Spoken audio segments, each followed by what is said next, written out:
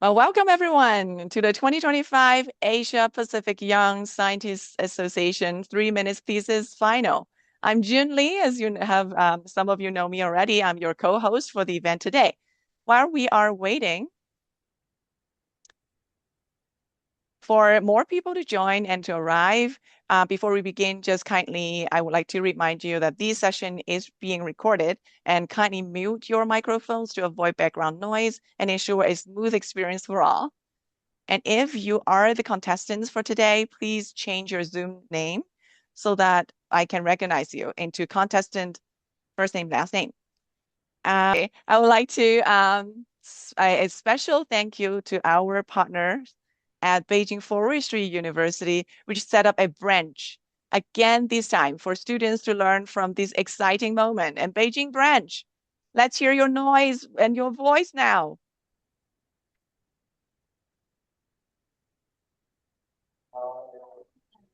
Hello, we can see you.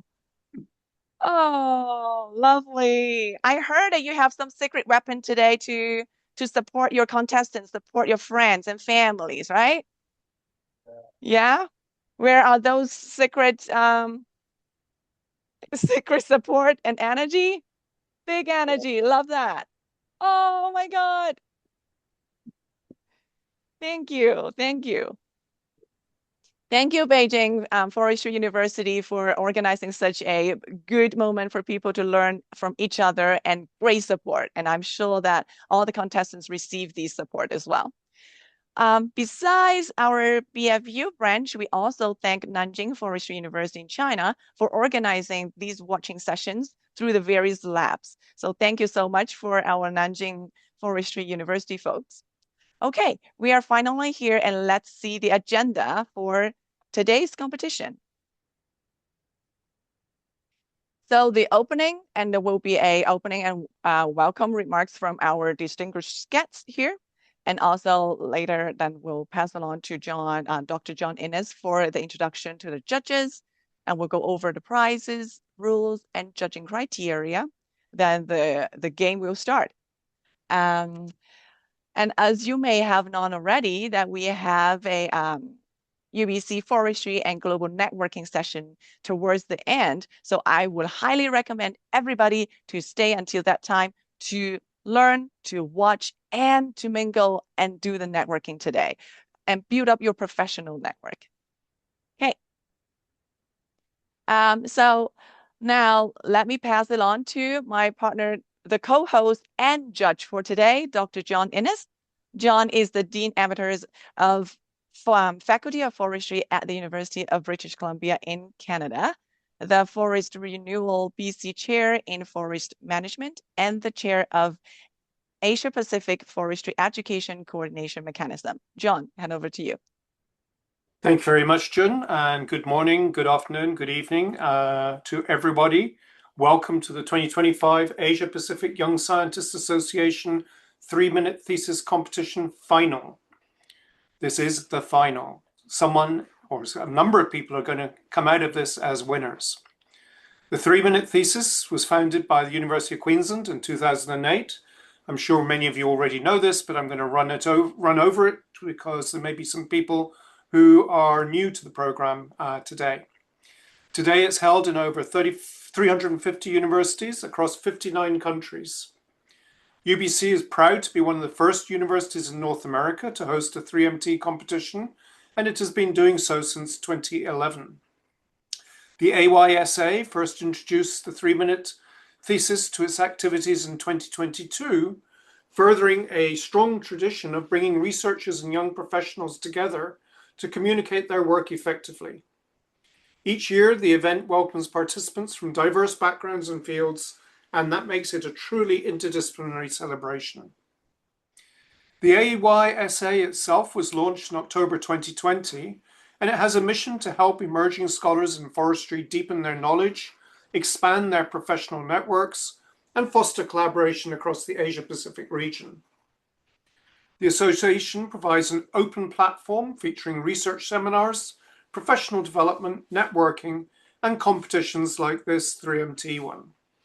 To get involved and learn more, you should visit our website. This year's competition is co-organised by the Faculty of Forestry at UBC, the College of Forestry at Northeast Forestry University, and Beijing Forestry University. This year, 6 institutions hosted local 3MT competitions between September and October and selected their best presenters. We also received 86 individual online registrations. Every submission received a thorough evaluation by UBC experts specializing in forestry, ecosystem science, and wood science. It was an extremely competitive pool this year, but we still managed to find 38 outstanding contestants from 16 institutions and 9 countries, and those are the ones that advanced to the semi-final.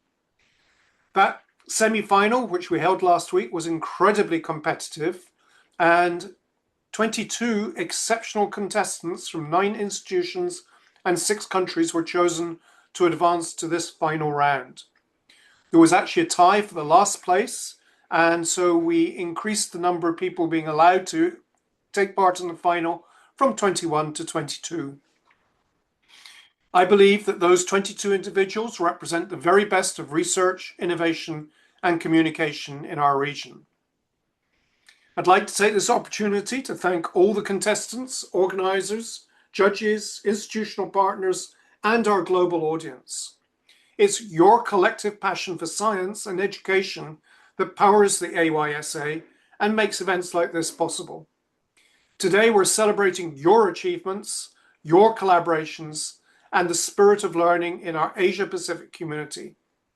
I wish you the best of luck, and may your presentations inspire, connect, and ignite new ideas. Thank you, I will now John. pass on. Thank you, John. The next, I would invite Dr. Guangyu Wang.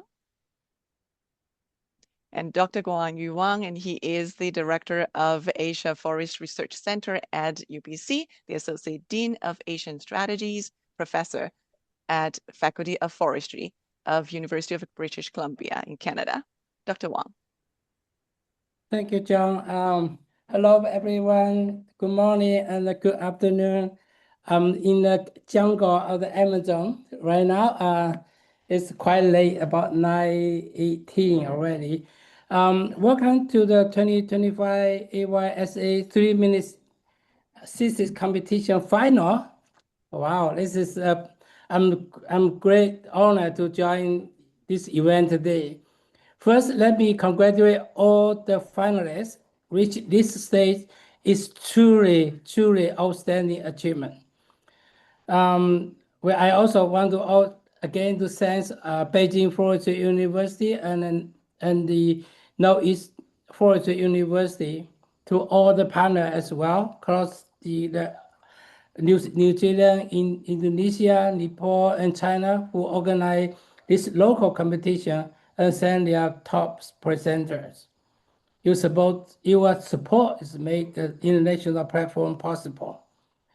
3 minute challenges you to share your research. I was hoping that today you guys are doing excellent job, and the best luck for all the presenter. Without further ado, I will pass the floor to John again. John. Thank you very much. We should maybe give a special appreciation to all the institutions that organize local competitions and sent their best presenters to us. They include the School of Forestry of the University of Canterbury in New Zealand, the Northwest Agricultural Forestry University in Shaanxi, China, the Faculty of Forestry of Universitas Gadjah Mada in Indonesia, the Institute of Forestry of Tribhuvan University in Nepal, Xinjiang Agricultural University in Urumqi, China, Northeast Forestry University in Harbin, China, and last but not least, definitely not least, Beijing Forestry University in Beijing, China. The contestants cover a huge range of areas, including environmental pollution and cleanup, agricultural improvements, pest and disease management, biodiversity and ecosystem health, as well as forest fire, community resilience, sustainable forest practices, and a whole range of other areas. Those projects represent cutting-edge science addressing both ecological challenges and technological innovations. And those are going to be vital for Asia Pacific region's natural resource management and sustainability. We're driving science forward with these presentations and with the work that you're all doing. Let's celebrate the innovation, dedication, and inspiration that's being displayed in this year's AYSA 3MT competition. Excuse me. Best wishes to all presenters, and may your research spark new ideas and future solutions. I'm now going to introduce a couple of individuals who say some words. Thank you, John. Thank you. And next we will have Dr. Liang Duan. Dr. Duan, he is Associate Dean and Associate Professor at College of Forestry at Northeast Forestry University in China. Dr. Duan. Yeah, thank you, Jun. Okay, dear everyone. And what an inspiring journey it has been from the very beginning to the final. And on behalf of the College of Forestry at Northeast Forestry University and our wonderful partner and organizers, I extend my greatest congratulations to the maybe 22 finalists. And you have done a very, very good job.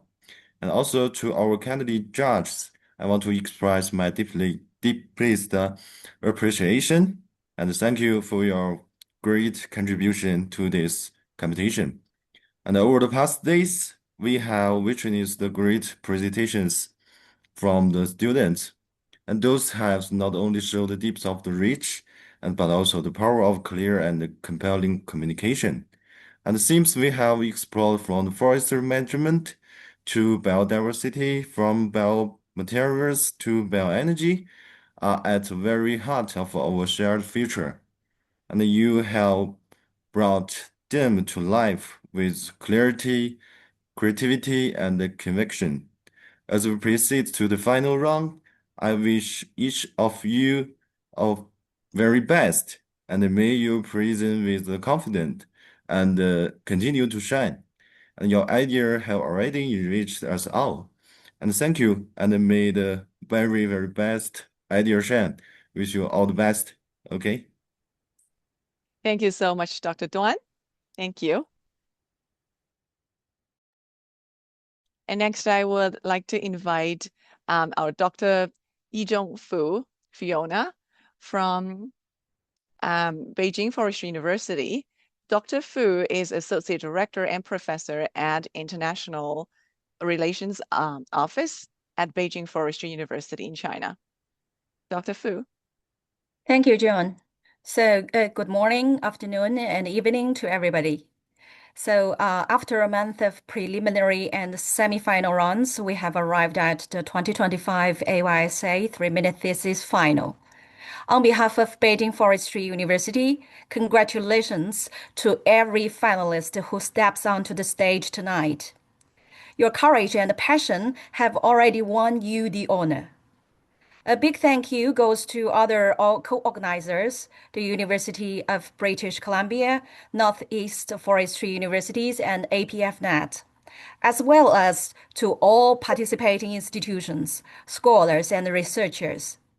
Special thanks to Dr. Ines, Dr. Wang Guangyu, and their teams for building this Asian Pacific platform where young minds spark ideas and friendships.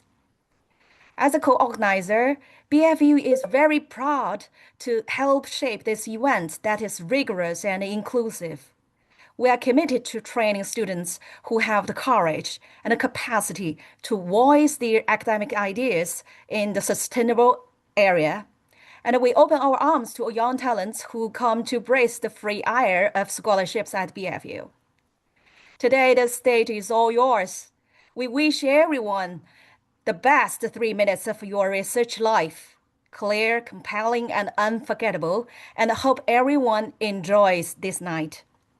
May the 2025 AYSA 3-minute thesis final shine brightly, and may you all leave with new ideas, new friends, and a new confidence. Thank you. Thank you, Dr. Fu. Thank you so much. John, back to you to introduce our judges for today.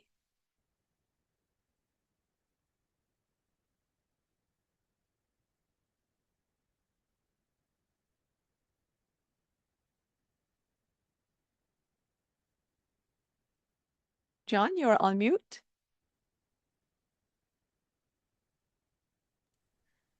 I was on full screen and I couldn't find my unmute button.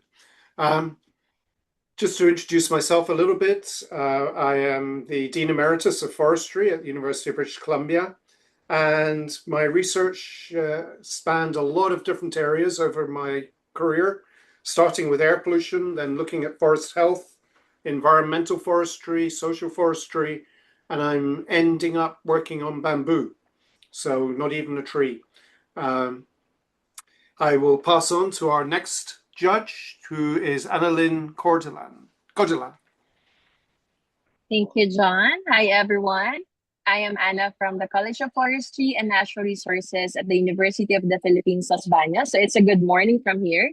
I am a professor and a forester by profession, and my research interests are in forest measurements and resource assessments. To our participants, congratulations for to making it this far, and we are extra excited today to see and hear your final presentation. So all the best, everyone. Thank you. Our next judge is Dr. Zhang Shu. Hello, everyone. My name is Zhang Shu. I'm an associate professor in College of Forestry, Northeast Forestry University. And I'm expertise of forest fire ecology, ecological conservation effectiveness assessment, forest fire and air pollution, and other fields of application research. So I wish all the contestants a good performance today. Thank you. Thank you. Our fourth judge is Dr. Ling Chen. Okay, hello everyone. Glad to see you again. Just in case you didn't remember me from the semifinal, my name is Lin Chen. I'm an associate professor in the Department of Forest Management at the College of Forestry, Beijing Forest University. And my research focuses on remote sensing of sustainable forest management. It's a great pleasure to be here to join the 3MT final as one of the judges. And I look forward to hearing your final presentation. It will be very exciting. Thank you. Thank you. And our fifth and final judge is Dr. Siti Hanifa Madianti. Siti, are you there?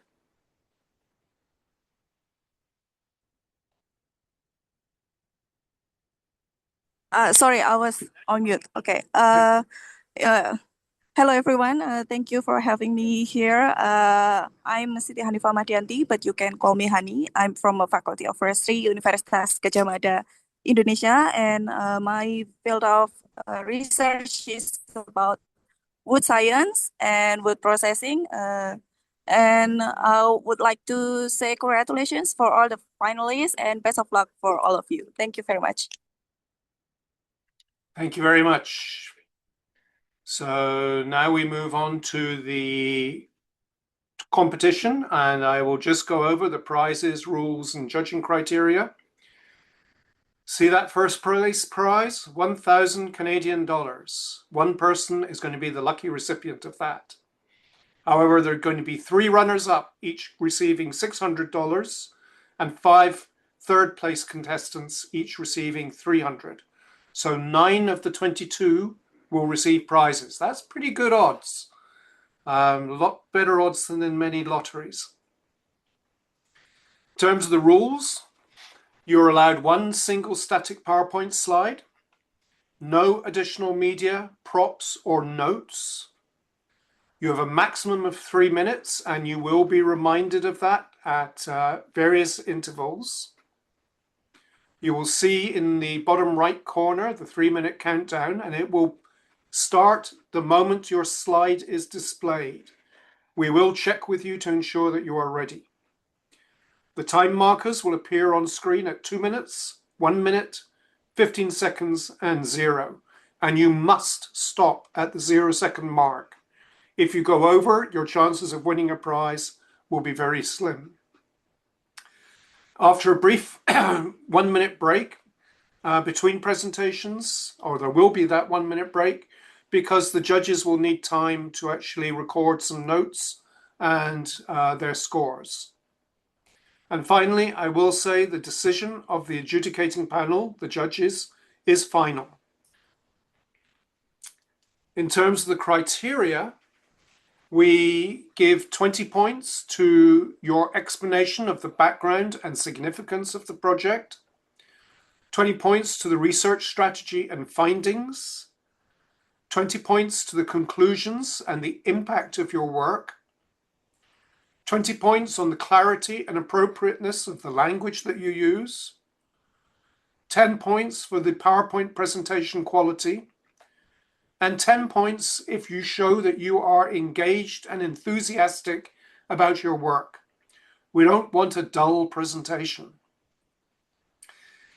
The video and sound quality of live virtual event presentations will not be part of the adjudication criteria. That's because we recognize that some of you may have unstable internet connections, although they do seem to be getting better and better all the time.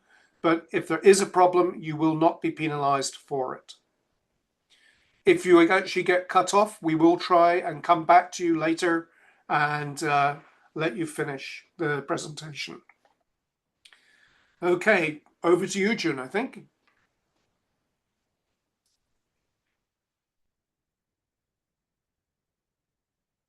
You're on mute. It's my turn, is it? Thank you, John. I think it is the moment now. Everybody, so please keep your microphone mute at all time so that it's not impacting others, and especially when you're not presenting. All right, all the contestants, after the black screen, and we will start. Take a deep breath.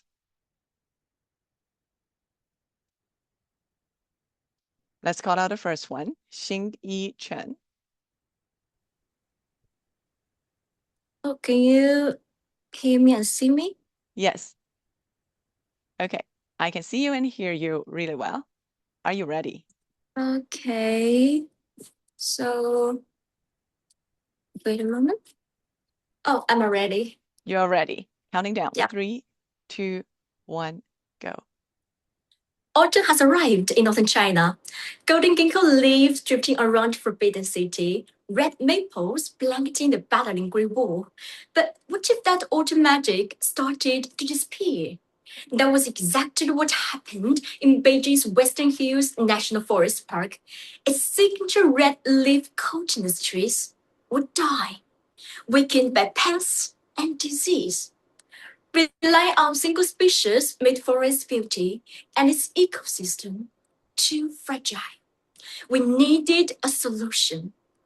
A tree tough enough for Beijing's dry rocky mountains, yet vibrant enough to keep autumn alive and resilient enough to support ecosystem health.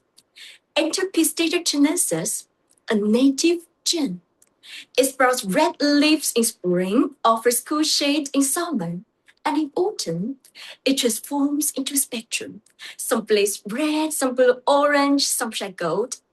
Our bold idea was to create a rainbow mountain in the Western Hills, planting 3 pistacia germplasms, red, orange, gold, across different hilltop conditions. This wasn't just for beauty. It was for rethinking forest management to boost biodiversity and resilience. Every tree was carefully placed using the analytic hierarchy process, which involved evaluating site germplasm combinations for both landscape value and ecological adaptability. Then we asked, why do some pistacia to vivid red or orange, while others soften into gold? Through transcriptomic and metabolomic analysis, we discovered 3 transcription factor families. The PCMYB gene, PCMYB113, acts as a red enhancer, promote and assign production for vivid red or orange leaves. In contrast, WRQY and NAC factors regulate lutein and carotenoid pathways, enabling yellow pigments to dominating golden leaves. Today, over 2,600 pistacia saplings have taken root. We've used science and technology to bring our best ideas to life on the land itself, where ecological restoration and beauty come together as one. In the coming autumn, the rainbow will flow from foothills to the mountaintops, a vivid reminder that healthy, vibrant forests are a gift for nature and for us. Thank you. Thank you, Xingyi. Oh, thank you so much. Thank you so much.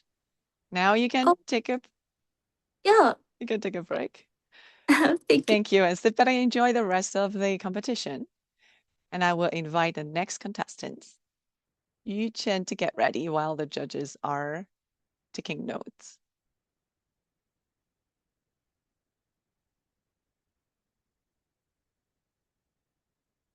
Yu Chen, are you there? Hi, can you hear me? Yes, I can, and see you as well. So let's get Yes, ready. I'm ready. Yes, but let's wait. Just want you to be ready while we are working on the checking point, and then we will give a minute to the judges to finish their notes. Thank you.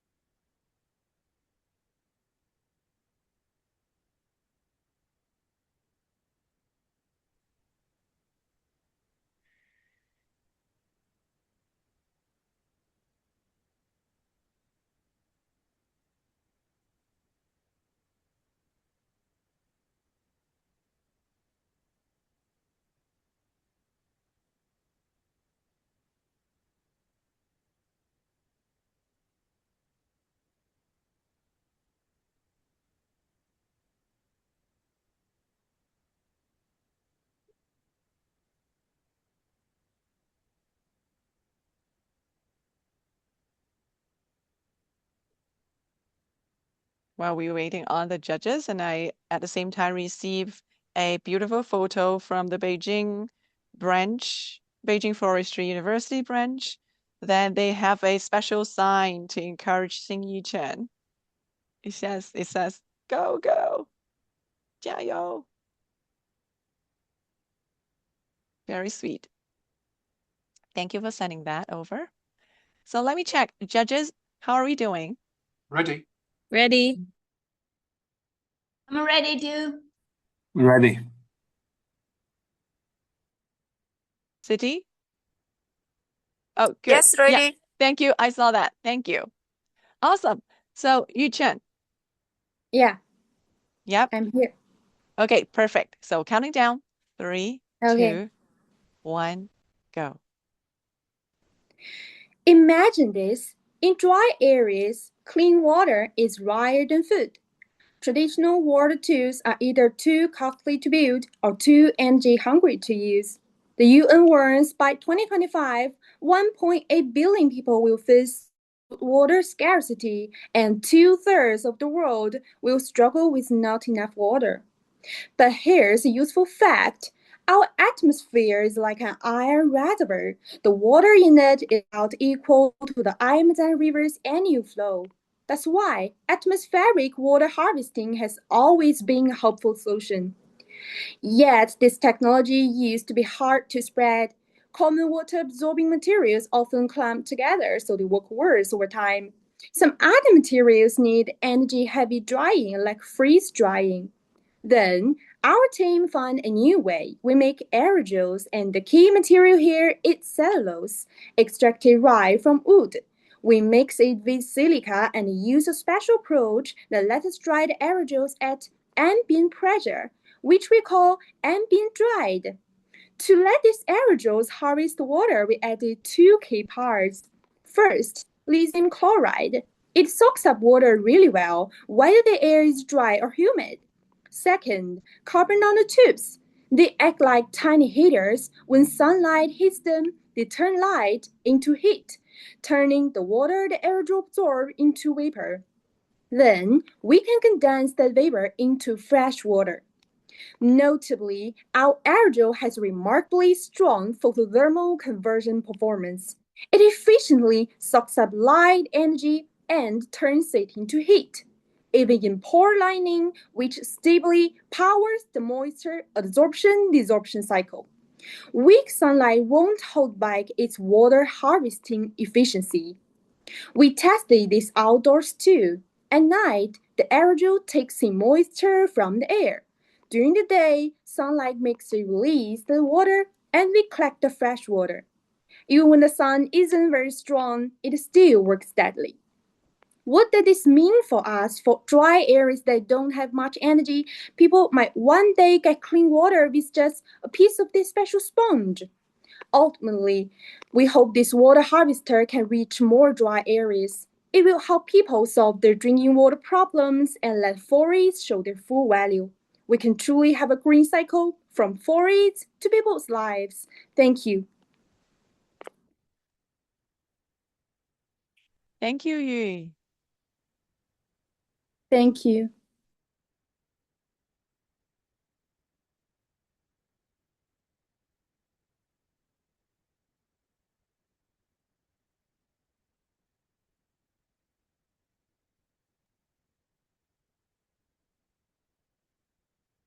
Let's bring the next contestants ready. Yeah, John am I Louis audible? Aducado. Thank Yeah, you. I'm audible. Awesome. So let's give the Okay. judges a minute. Thank you. I can see you and hear you. Thank you.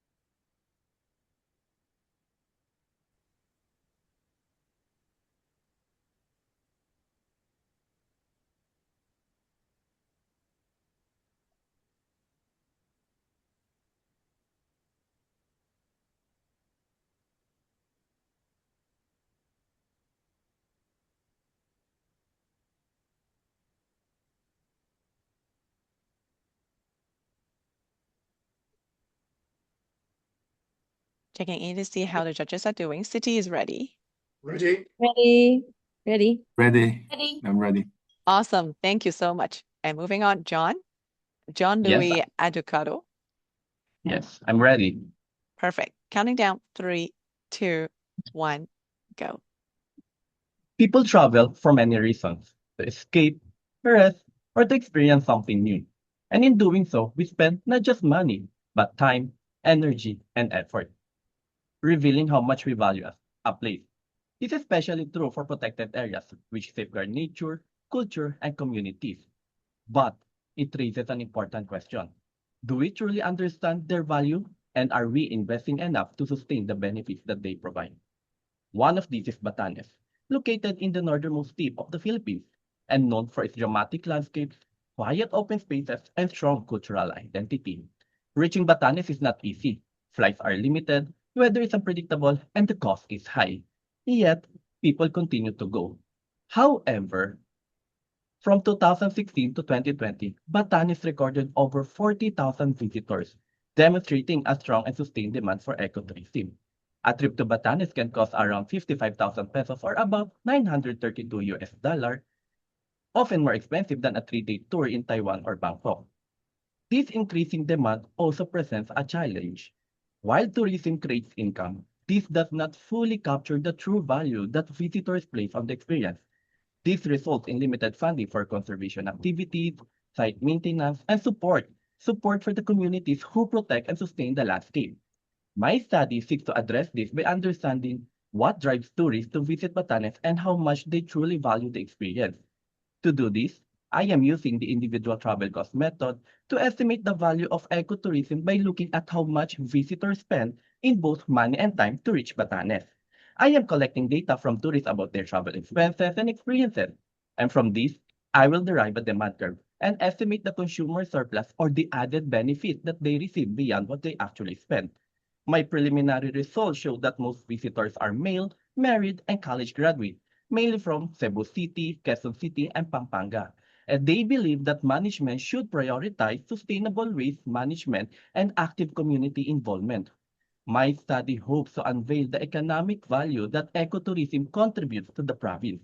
By identifying the factors that influence travel decisions and quantifying the value of the experience, this study can help guide visitors management, investments in tourism facilities, and the development of sustainable financing mechanisms to ensure that ecotourism revenue will directly support conservation and local livelihoods. Ultimately, while the beauty of Batanes may feel priceless, sustaining it requires intentional and informed effort. Recognizing its true value allows us to ensure that its landscapes, culture, and community continue to thrive today and for generations to come. Thank you. Thank you so much, John. Thank you. Thank you. Perfect timing.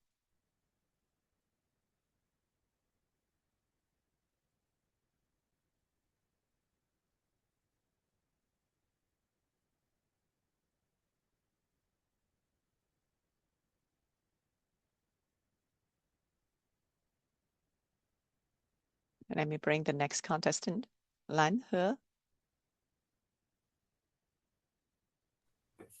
Hi, I'm here. Can you hear me? Yes, I can hear you and see you.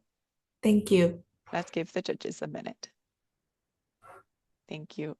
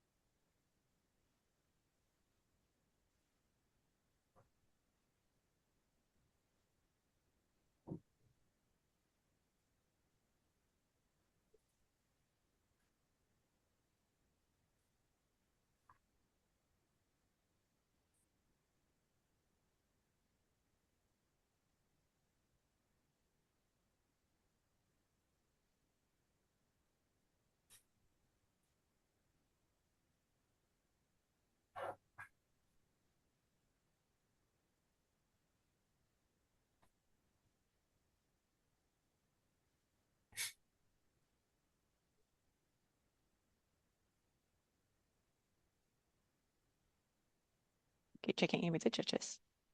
Ready? Thank you. Ready? Thanks. Ready? Got it. Ready? 5. Awesome. Thank you so much. Lan, are you ready? Yes, I'm ready. Okay, counting down. 3, 2, 1, go. Hello, everyone. Let's talk about the heart of a piano, the resonator, or what we called the strong back assembly. This is where the magic happens, where the string vibration transforms into the music that moves us. For years, we've been fascinated by the piano soundboard, but most of our research has been a little bit static. We looked at it like a photograph, a frozen moment in time. But the piano is a living, breathing entity. This old approach misses the real drama. So, what is the problem? Well, our star performer, the soundboard, is made of wood, and wood has a mind of its own. It suffers from aging and creep, slowly sagging under 20 tons of string tension, like a storyteller whose voice changes with age. Compounding this is a complex, pre-stressed state. Imagine the entire structure is like a tightly woven web of invisible forces, all pulling against each other in a delicate balance from day one. It is incredibly complex and difficult to understand. Now, how do we solve this? We stop taking pictures and start making movies. Using linear and transient dynamic simulation, we can now simulate the entire life of piano soundboards, from the instant the hammer strikes to how it aged over 50 years. This is our digital time machine, capturing all the quirky, unpredictable behaviors. The key is to master the string-bridge soundboards coupling. This is not just a simple handoff. It is an intimate, dynamic conversation between the string, the bridge, and the soundboards. It is also necessary to add a wooden frame and an iron plate, which are required to support the entire system. Our advanced simulation let us listening on this conversation, understanding how the energy flows and where it gets lost. This approach is already yielding concrete results. I'm pleased to share that our team has successfully measured the vibration frequencies and modal shapes of piano's core components, the soundboards. This critical data validates our models and provides the first dynamic map of how the soundboards truly behaves. Our next step is to expand these measurements to the entire resonator, further grounding our simulations in reality. By embracing this dynamic, holistic view, we're not just fixing problems. We're learning to compose the future of piano design, ensuring its voice remains vibrant, elegant, and true for generations. Thank you for listening. Thank you, Lan.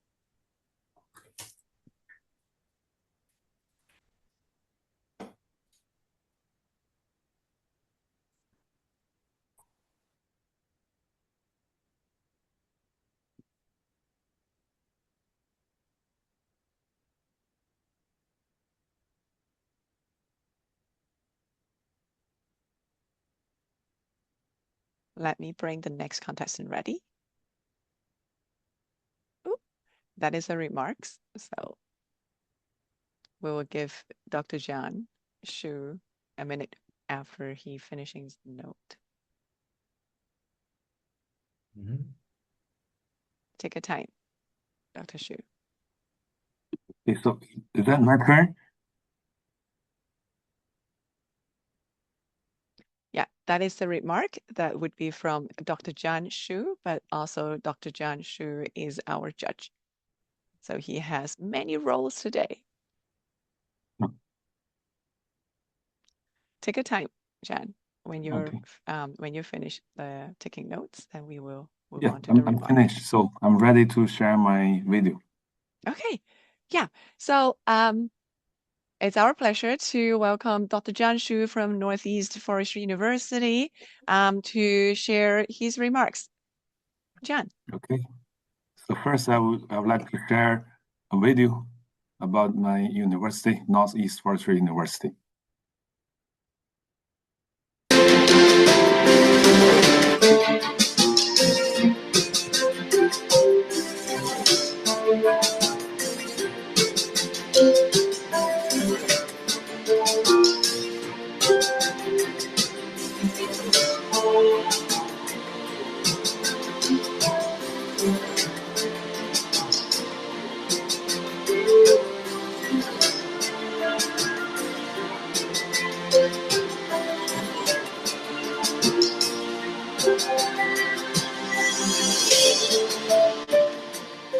我现在是东北林业大学的硕士研究生，我的专业是林学，是世界一流学科，也是全校历史最悠久、最具优势特色的专业，拥有顶尖的科研条件和师资力量。这里的实验室设备很先进，可以完成复杂的实验过程。这里的老师非常专业，可以给我最好的指导和帮助。这里的同学也很热情，我们一起完成科研工作和学习。我在东北林业大学野生动物与自然保护地学院攻读博士学位，它是目前中国野生动物领域学科门类课程体系最全，专门培养野生动物领域高级人才的一流学府。学院可以为我们开设健全的全英文课程，有丰富的教学实践活动，带我们参加高水平的国际会议，极大提升了我的科研能力和学术水平。我已经在东北林业大学学习了1年的中文，老师们非常专业，我的中文有了非常大的进步。我还参加了丰富的文化课程，比如书法、茶艺，课程非常有趣。我还出过哈尔滨军剧院，了解到中国文化的博大精深。我还参加了太原县第3军学的相声支教活动，让我更好地了解到中国的发展和进步。来到东里学习，我最大的感受就是温暖和快乐。老师和同学们的热情让我感到非常温暖，丰富多彩的文化活动让我感到非常快乐。我平时非常喜欢运动，尤其是踢足球，每周我们都会和中国学生一起踢足球，非常开心。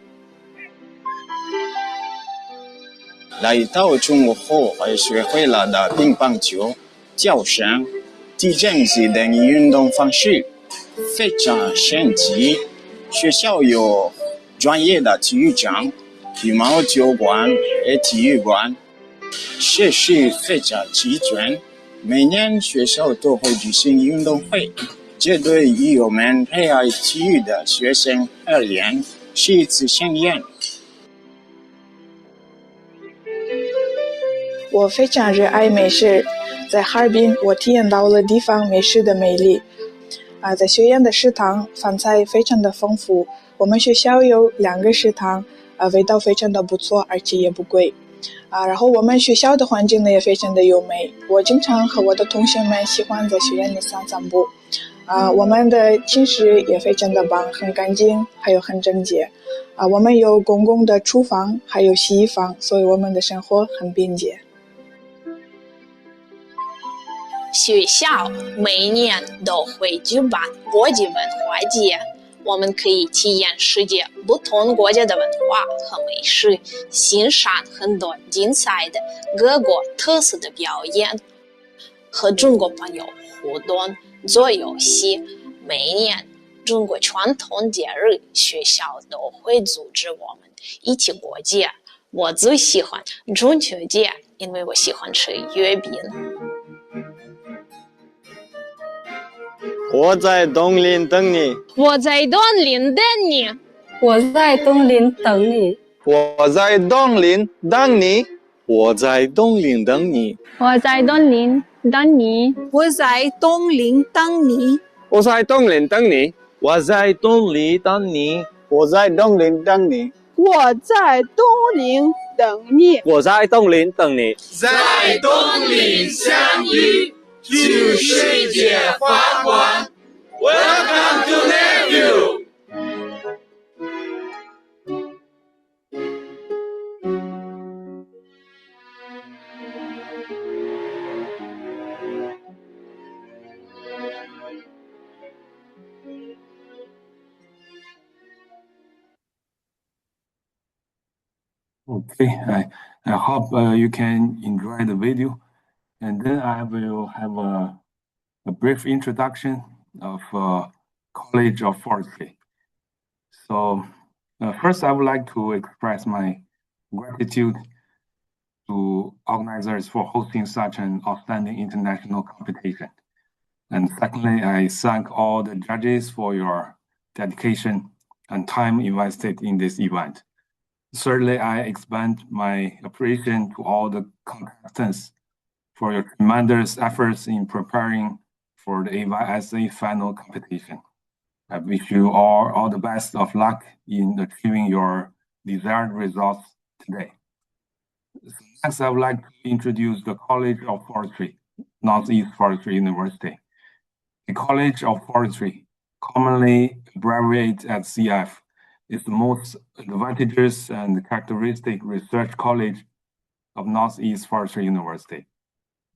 It's also the college with the longest history, the strongest faculty, and the most complete platform system. For many years, CF has been based on the construction of the forestry and ecological environment of China, insisting on the simultaneous development and integration of science and education as a long-term cultivated high-quality, innovative talents for production, application, forestry management, and scientific research in forestry and ecological environment construction. CF has made great contributions to the development of forestry and education of China through the unremitting efforts of several generations. And currently, the college has 185 faculty members. There are 111 full-time and professional faculties, including 65 professors, 36 associate professors, 10 lecturers, 19 experimental teachers, and 33 full-time postdoctors. The CF possesses 4 teaching organizations, including the Department of Forestry, the Department of Forest Protection, Department of Forest Resources Management, and Department of Environmental Science. It has the first level national key discipline of forestry and the first level discipline of environmental science and engineering. In 2017, the discipline of forestry was selected into the national double first class construction disciplines, and it was once again selected into the list of world first class construction discipline in 2022. This concludes the introduction to Northeast Forestry University and its College of Forestry. We warmly welcome you to visit our campus and our college. Thank you. Thank you very much, Dr. Zhang.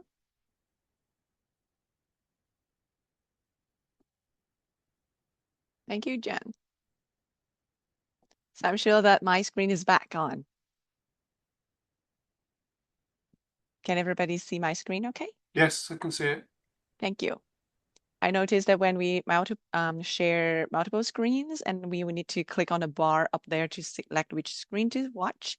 So next time that I will stop sharing mine so that the speaker's screen will show up. Thank you. Right. Thank you for this break. It's beautiful and the encouragement too. And next, let's invite our next contestant, He Huang, to get ready.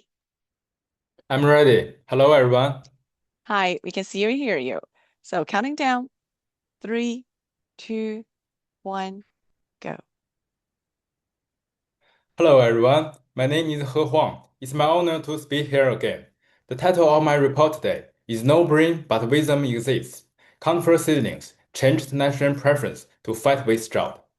Unlike animals, most plants cannot live from where they grow. So, throughout their entire life, plants may encounter many abiotic stresses, and drought stress is the most common type. In the recent years, drought stress in Northeast China happened more frequently and lasted longer, and conifer is the main tree species in this area. As we know, drought stress destroys plant photosynthesis, leading to carbon starvation. But compared to inorganic nitrogen, plants, especially conifers, can uptake organic nitrogen with carbon bonus, because plants can uptake both carbon and nitrogen during this process.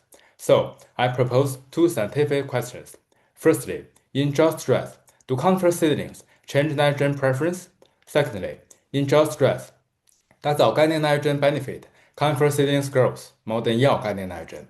To answer these 2 questions, I choose 2-year-old cream pie seedlings as materials, because cream pie is a valuable conifer in Northeast China and is more sensitive to drought stress. Cream pie seedlings can uptake both organic nitrogen and inorganic nitrogen. I treated seedlings with 3 drought levels and applied 3 nitrogen forms. Seedlings with no nitrogen application were used as control. I used isotopic labeling experiment to test the nitrogen preference among different treatments. I also assessed the seedling growth by measuring the biomass of each organ. In my research, I found an interesting result. In well-watered conditions, green pine seedlings preferred to ammonium nitrogen, but as drought level increased, they preferred to organic nitrogen. This is just like me. When I'm healthy, I prefer to rice, but when I have a flu, I prefer to noodles. In addition, drought stress significantly decreased biomass accumulation of green pine seedlings, but in severe drought, organic nitrogen was more beneficial for seedling growth. As the title indicates, though conifer seedlings have no brain, but under conditions which drought stress leads to carbon starvation, they responded very brilliant. In specific, conifer seedlings changed their nitrogen preference from ammonium nitrogen to organic nitrogen in drought stress. In addition, organic nitrogen benefited conifer seedlings growth more than inorganic nitrogen in drought stress. This research may provide a new perspective to improve plant drought tolerance. That's all my report today. Thanks for your attention. Thank you, He. Thank you.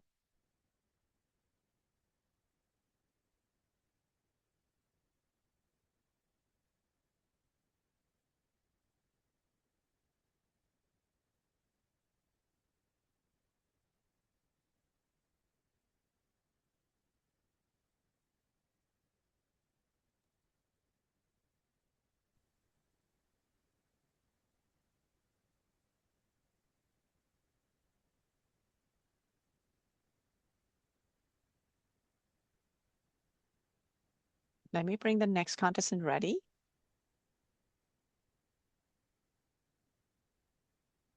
Kirthana. Yes, ma'am, I'm ready. 3. Thank you. Let's give the judges a minute. Okay, ma'am.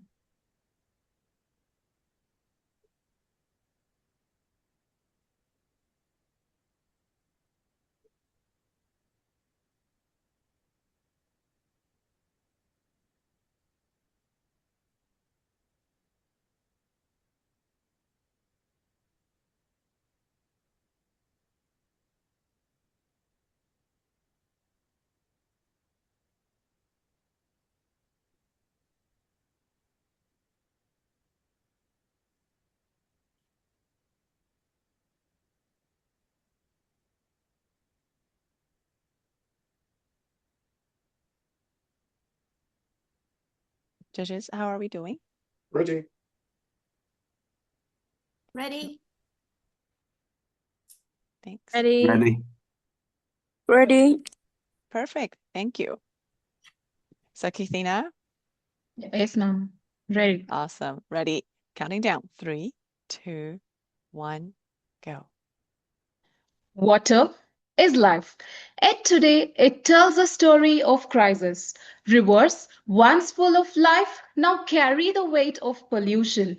Around the world, untreated wastewater poisons ecosystem and threatens human health. Conventional treatment plants do exist, but they are costly, energy hungry, and dependent on chemicals. We are cleaning water but harming the planet in this process. So, I ask, can we purify water in such a way that it also heals the earth?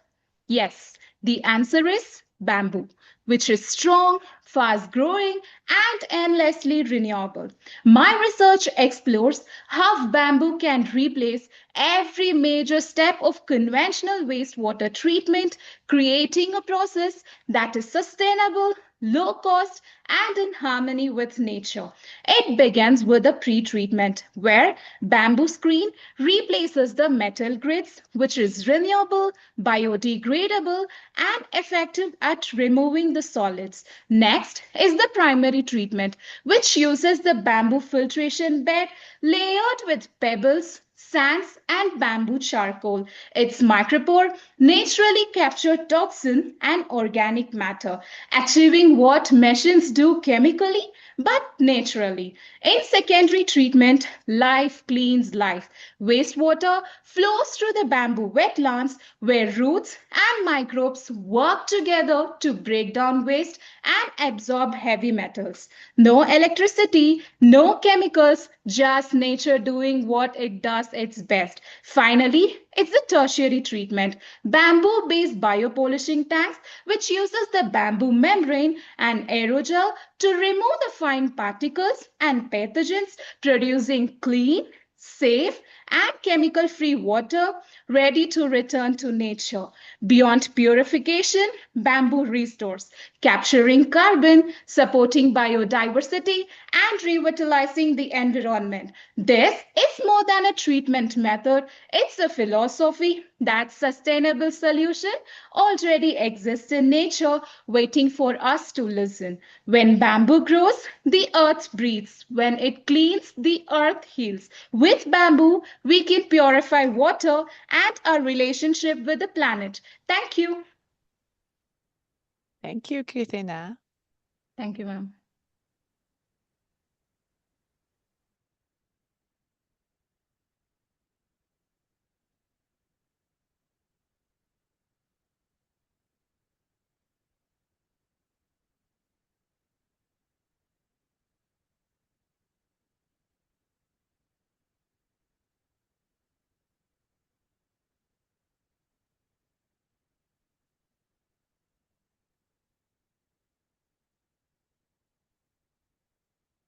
Let me bring the next contestant ready. Cheng Lee. Yes. Can you hear me? Yes, and see you as well. Let's give the judges a minute. Thank you.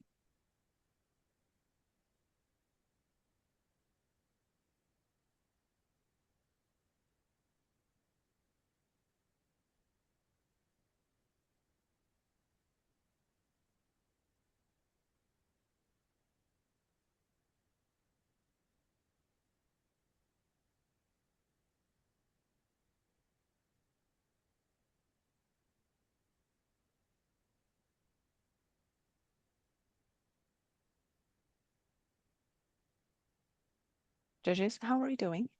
Ready? Ready? Ready? Ready? Ready? Perfect. Thank you so much. Moving on. Cheng. Yes. Yes, I'm counting ready. down. Awesome. Counting down. 3, 2, 1, go. Can you imagine a tree that looks ordinary, the kind you might walk past every day, can actually kill invading insects and protect the entire forest? The tree is the Russian olive, and its enemy, the Asian longhorned beetle, is one of the world's most destructive pests. It has invaded and destroyed broadleaf forests across Asia, Europe, and North America, causing huge economic and ecological losses. But when the Asian longhorn beetle met Russian olive in northwest China, the hunter became the hunted. The female beetle gnaws a position scar on Russian olive to lay her egg. She delivers not only her offspring, but also fluid, bacteria, fungi, and even viruses. Through the receptor near the wound, the tree perceives these intruders, especially Hobbewehr-associated molecular patterns. Using metabolomics and transcriptomics, we found that, compared with mechanical wound, the tree relocates more energy and carbon to the oviposition scar. Inside those cells, sucrose was broken down by sucrose synthesis, producing UDP glucose, and then it turns into different NDP sugars to build long-chain polysaccharide by glycosyl transferase. Finally, the tree used those polysaccharides as raw materials that create a thick, sticky gum. Using CT imaging, we visualized how the egg was suffocated by the gum. By examining thousands of oviposition scars, we found that Russian olive kills over 99% Asian longhorn beetle's egg. And even just 20% of the forest, Russian olive can still surprise the Asian longhorn beetle's population. This discovery reveals a fascinating natural strategy, a dead-end trap tree, that high efficiently lure adults and strongly kill their offspring. And what makes it remarkable is that it's self-sustaining, low cost, and adaptable. This shows how nature had its perfect solution long before we ever invented them. Thank you. Thank you, Cheng Cheng.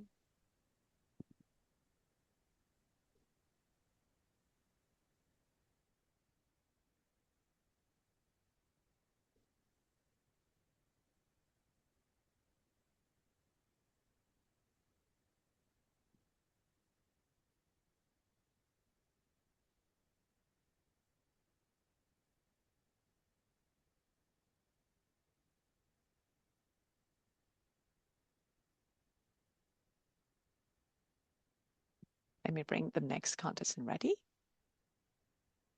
Dunning Lee.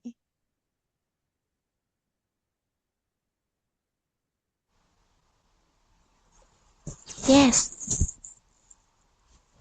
Yes, let's get ready and give the judge a minute. Okay.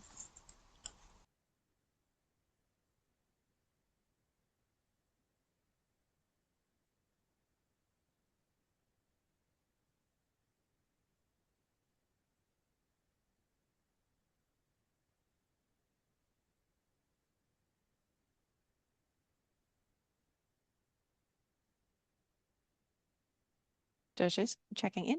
Ready? Ready. Ready? Thank you. Thanks. City is ready as well.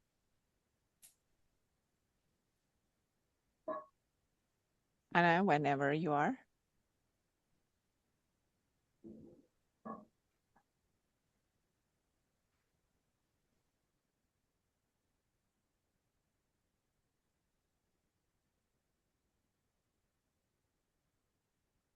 Anna, are you ready to move on? Yes, I'm ready. Okay. I'm checking in with a judge, Anna. Oh, okay.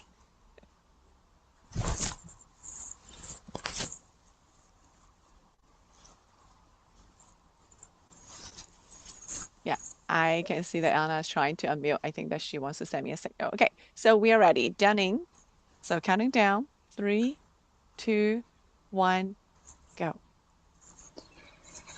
Hello everyone. It is great honor to be here today present my project about de-amylation epigenetically regulates lignin biosynthesis during wood formation. First, you might wonder, what is a de-amylation? It's a conserved epigenetic modification that regulates gene activity. Plants de-amylation differ from that in animals. In plants, de-methyltransferase targets three sequences, CG, CHG, and CHH. Studying how de-amylation regulates plant growth and development has become a key area of research. Now, let's turn to wood formation. Wood is driven from the cambium, which is produced of phloem and xylem. This process is critical for lignin-based bioenergy production. But here's a big question we are solving.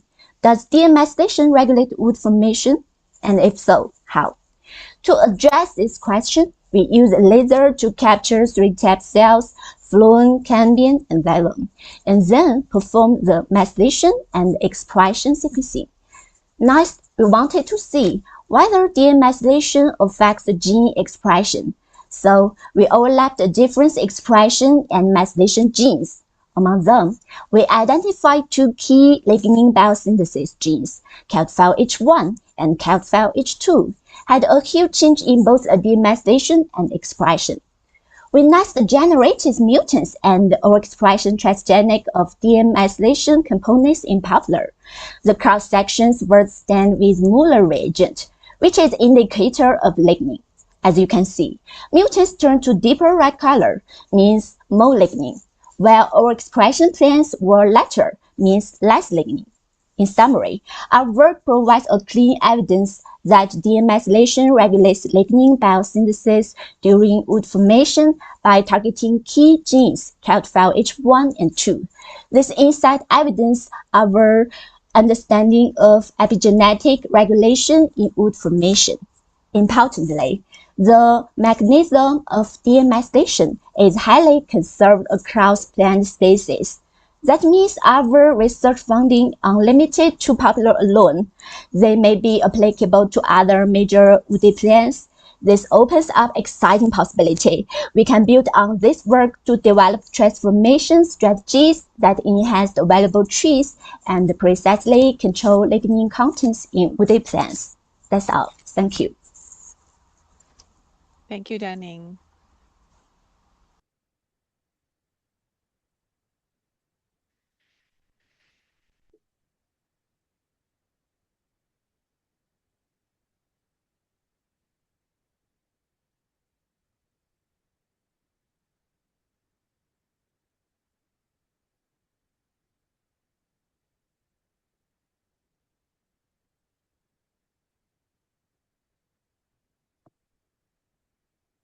And next we will take a break and we'll hear from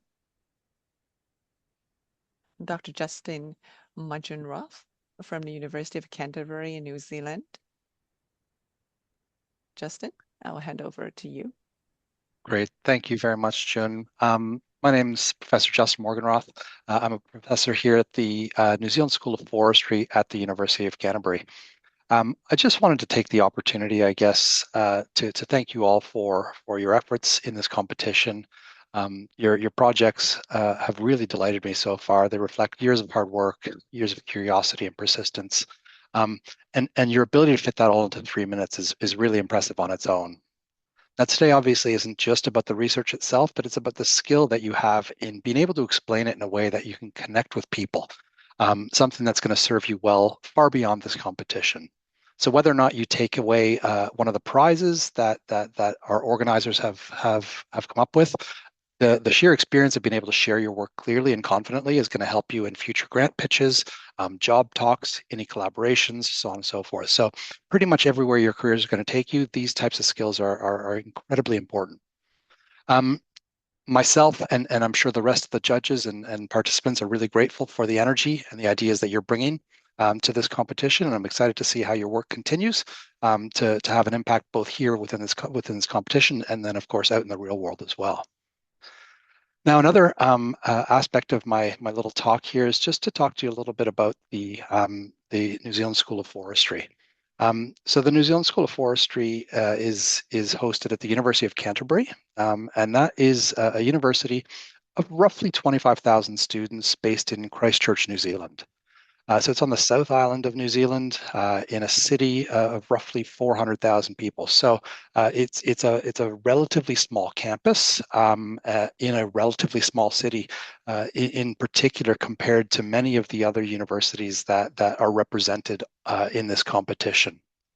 The School of Forestry offers various, I guess, graduate pathways in master's degrees and doctoral degrees, so PhDs.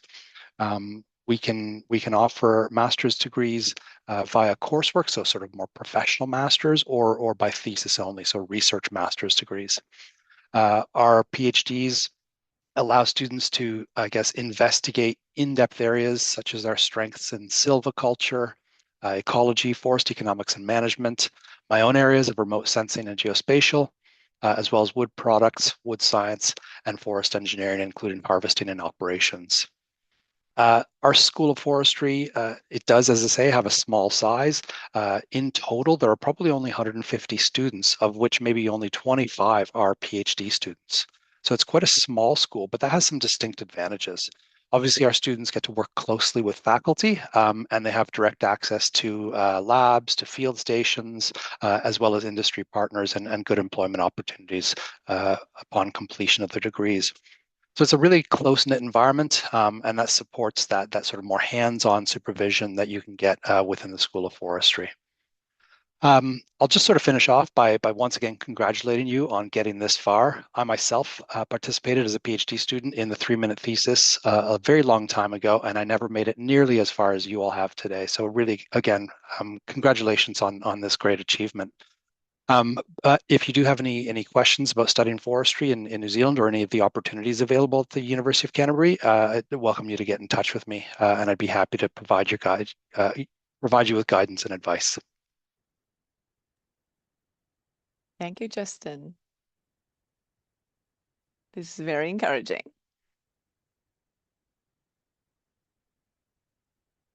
And Justin, if you may, and then you can leave your email in the chat box so then people know your email. Thank you. All right, moving on. We'll bring the next contestant ready. Xiaotong Li. Well, can you hear me this time? Yes, and see Clearly? you as well. Yeah, thank you. And I'm Load. Okay, so ready? 3, 2, 1, go.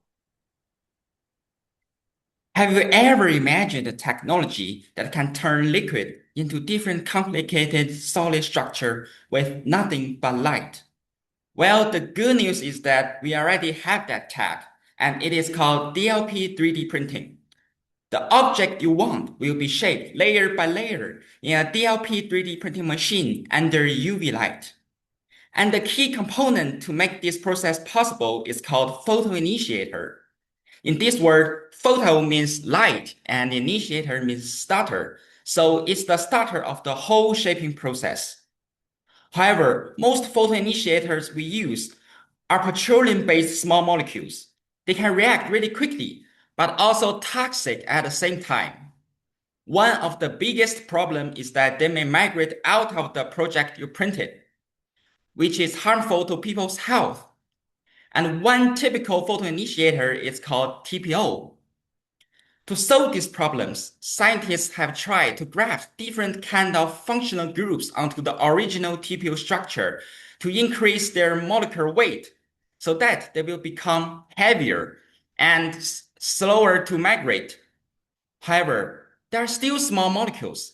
They are toxic, not eco-friendly, and difficult to manufacture. Based on those previous works, we proposed a brand new strategy. We used nanomaterials to replace those traditional small molecules, starting from furfural, a compound derived from biomass, which is completely eco-friendly. We use solvent thermal technology to carbonize it, which means heating it up under high temperature and pressure to form carbon dots. These are a type of carbon nanomaterials just 10 nanometers in size. And finally, we grafted TPO on those carbon dots. And bingo, we got CD-TPO. Those carbon dots act as heavy tails to grab those photoinitiators tightly and stop the migration over 97%. And they can also improve the light absorption ability and increase the printing fidelity down to 30 micrometers. These advantages mentioned above make it suitable for bioprinting, such as cardiovascular stents or dental models. I hope my work will be put into market soon and provide a new solution to traditional bio-based high-fidelity DLP 3D printing and save more people's lives. Thank you. Thank you, Xiaotong. Thank you.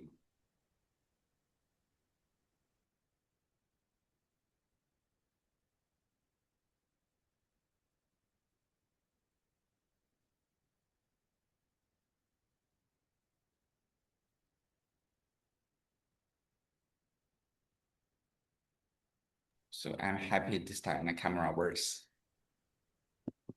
We do too.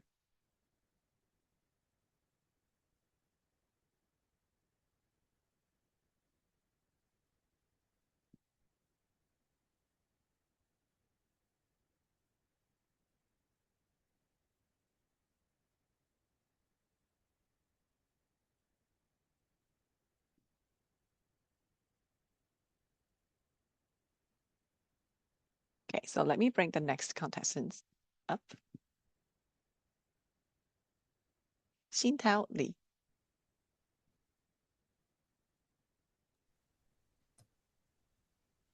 I'm here. Perfect. So let me check with the judges. How are we doing, judges? Ready. Ready? Ready. Ready. I have 4 readies. Thank you. Got it. 5. Moving on. Xintao. Yes. Ready? Counting down. 3, 2, 1, go. Where is the most valuable bank in the world? It's not on Wall Street, it's right beneath our feet. The core asset of this bank is soil organic carbon, a key ally against climate change.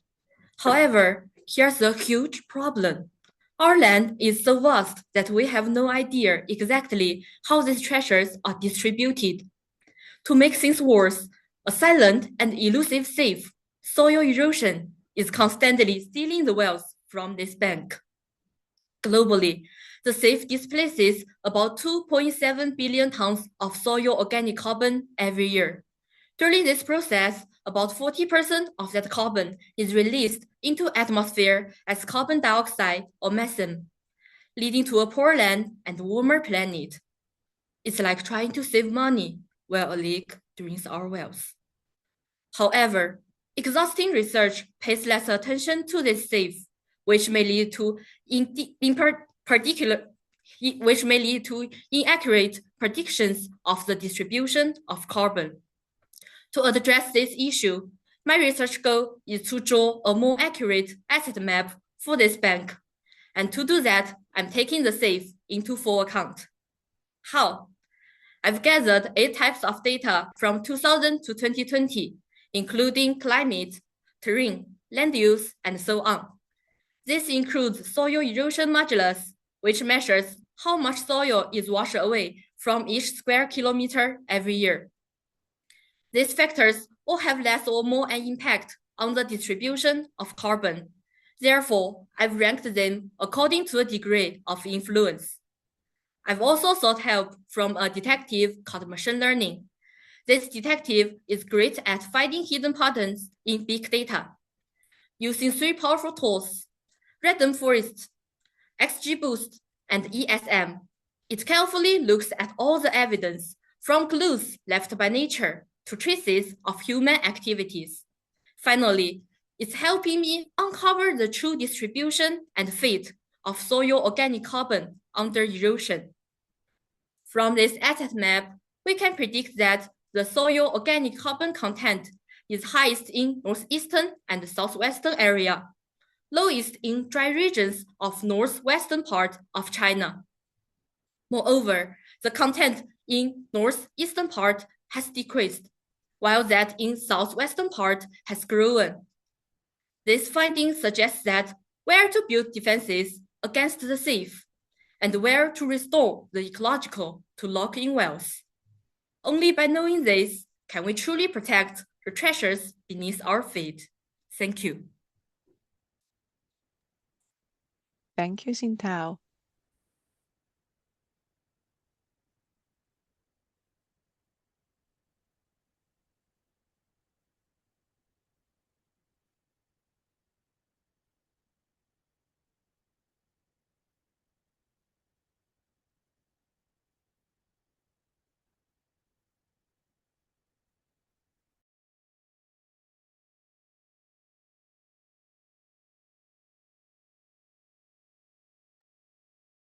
Let me bring the next contestant ready.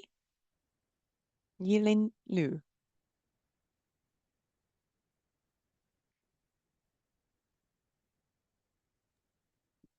Ready.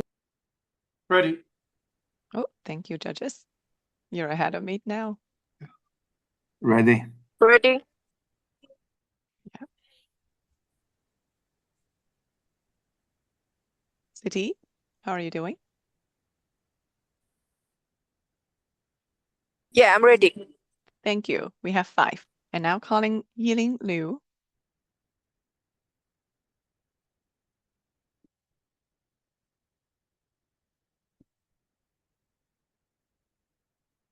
Yilin, I can see you're still logged in.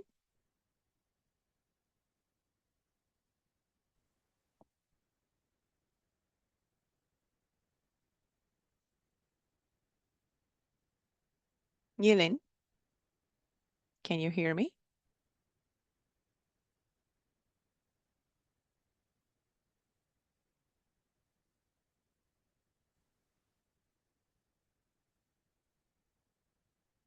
Yilin Liu. So probably Yilin is experiencing technical issue. And I just admit someone here. Yilin, is that you who just joined? Okay, so I can move on to the next one and we'll check back later. So let me bring the next contestant, Samadhi Nawalej. Hi. Hello. Hi. Can you Counting hear down. me? Yes, and I can see you Okay. as well. Okay, Perfect. great. Awesome. Getting ready. Okay, counting down.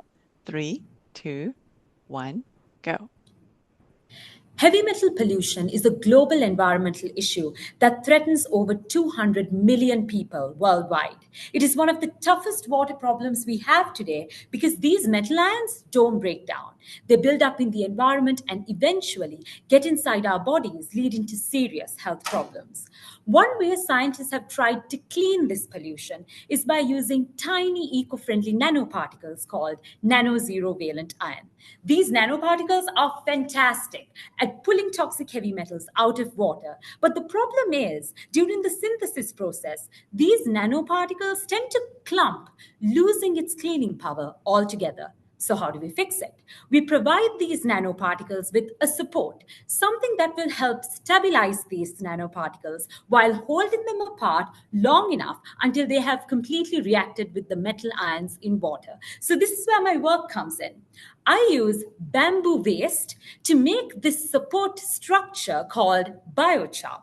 Biochar is a carbon-rich material that has a lot of empty spaces inside it. These empty spaces provide the iron nanoparticles something to hold on to. How I do this is I first heat the bamboo waste in an oxygen-free environment to get the biochar, mix the biochar with iron salts, and heat it again at a very high temperature to generate the nano-zero valent ion. Something very, very interesting happens during this second heating step. The carbon in the biochar rearranges itself around the iron nanoparticles to form graphene shells. These shells act like protective jackets that prevent the iron nanoparticles from clumping. But this is the real question I had. Does change in the biochar particle size have any effect? And it turns out it does. When I used smaller biochar particle sizes, I got more ordered graphene shells and tiny, very well dispersed iron nanoparticles. The small size of the iron nanoparticles is very important for the high reactivity of my final composite. I also found that there was a particle size sweet spot, a particle size that gave the best combination of graphene shell formation and ion dispersion. So by changing something as fundamental as the biochar particle size, I can control how effectively and how quickly my composite removes heavy metals from water. But this is what really excites me about my work. The fact that by finding the right structural balance, I can convert something as ordinary as waste into high-functioning, sustainable composites that can help protect our most vital resource, water. Thank you. Thank you so much, Samadhi.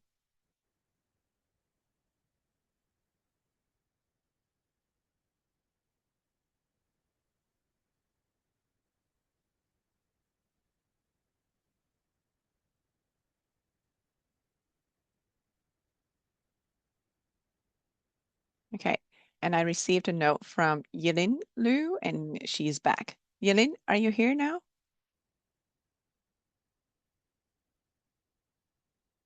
Yeah, can you hear me? Yes. I'm really sorry for the technical problem and really sorry for making noises maybe for the last No comment. worries. No. Okay. It's okay. Okay, good. Just get yourself ready. Yeah. All right, calm down, taking deep breath. And let's give the judge another few seconds.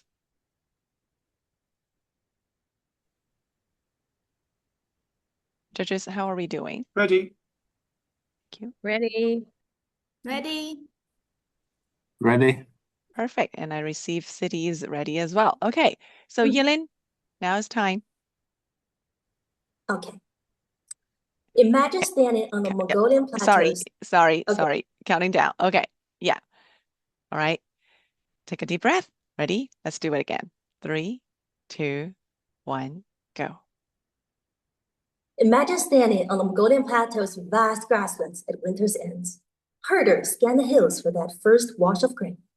In some years, it arrives on time. In dry years, the hills stay brown. But if late summer dries out, the grain fades early. So drought doesn't just dry places, it moves the dates on nature's calendar. So my question is simple. When water is missing, how does nature change its schedule? We analyzed 20 years of satellite images to mark 2 moments across the Mongolian plateau each year. The start of spring growth, which is SOS, and the shutdown in autumn, which is EOS.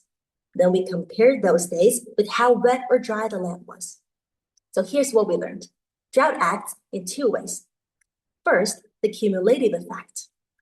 When the land stays short of water for months through autumn and winter, the soils don't refill and plants just don't rebuild reserves. By spring, leaves wait, and grain up is late. In some places, especially forests and high meadows, the land remembers many months of dryness, almost a year written into the soil. Second, the lagged effect. When the land sometimes drought just strikes right before shutdown. And if the last 1 to 2 months of the late summer or early autumn turn dry and hot, plants receive a clear close early signal and EOS shifts early. But different ecosystems can respond to this memory differently. Forests and alpine meadows with deeper roots and better water storage can have a longer record of past dryness. But open steppes and deserts, however, respond fast to whatever water they have right now. Why does this matter? Because timing decides how much life the land can support. Forage for herders' animals, flowers for pollinators, and the carbon the land can store each year. So here's the main takeaway. To manage spring, watch the last 6 to 9 months of water supply. To manage autumn, watch the last 1 to 2 months. To live well in drylands, watch the calendar of water as closely as the calendar on the wall. Thank you. Thank you, Yilin.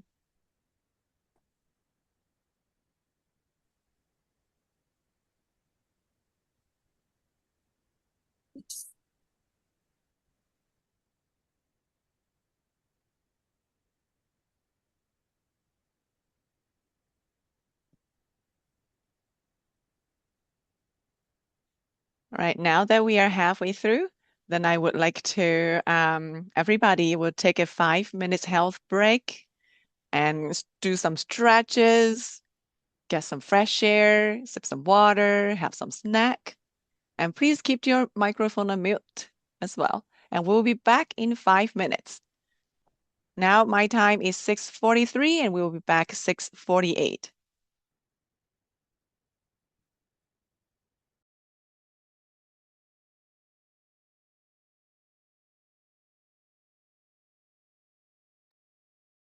And after our break, then we will invite our special guest from BFU, Dr. Ling, to make her remark.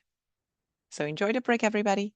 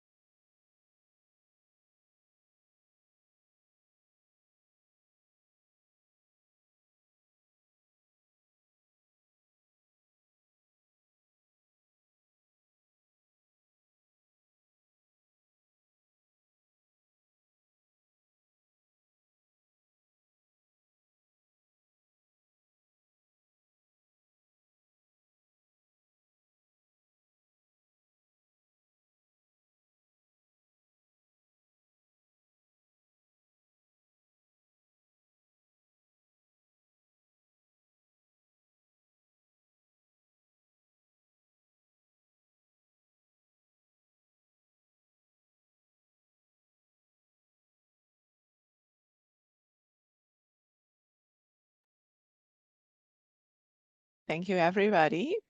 And I hope that people are slowly coming back, and we also have some newcomers just joined us. Thank you for being here. All right, so moving on to our special guest, Dr. Ling Chen, and she's also the judge for the competition today. I'm here. Hello, Ling. We'll hand over to you. Take pictures. Yeah. Hey, you guys are so awesome to make to this point. Good job. Back to me again. At this point, I will do a little advertisement about our university and our college. Honestly, I've been working here in this lovable university for more than 13 years. I love it very much from the bottom of my heart. It's definitely the luckiest thing for my whole life. I'm 100% sure. So without further ado, I will show you a video about our university. It's brand new video, including lots of information from the very beginning of the foundation to the current day. I hope after this, you guys can all come here to visit, to cooperate, or to pursue your study, especially the College of Forestry, my college, which is the oldest and one of the best colleges in our university. I love it. Okay, let me share the screen, show you the video, which lasts 7 minutes. I want to skip the history, but it's so good. I don't want to skip it, so let me share.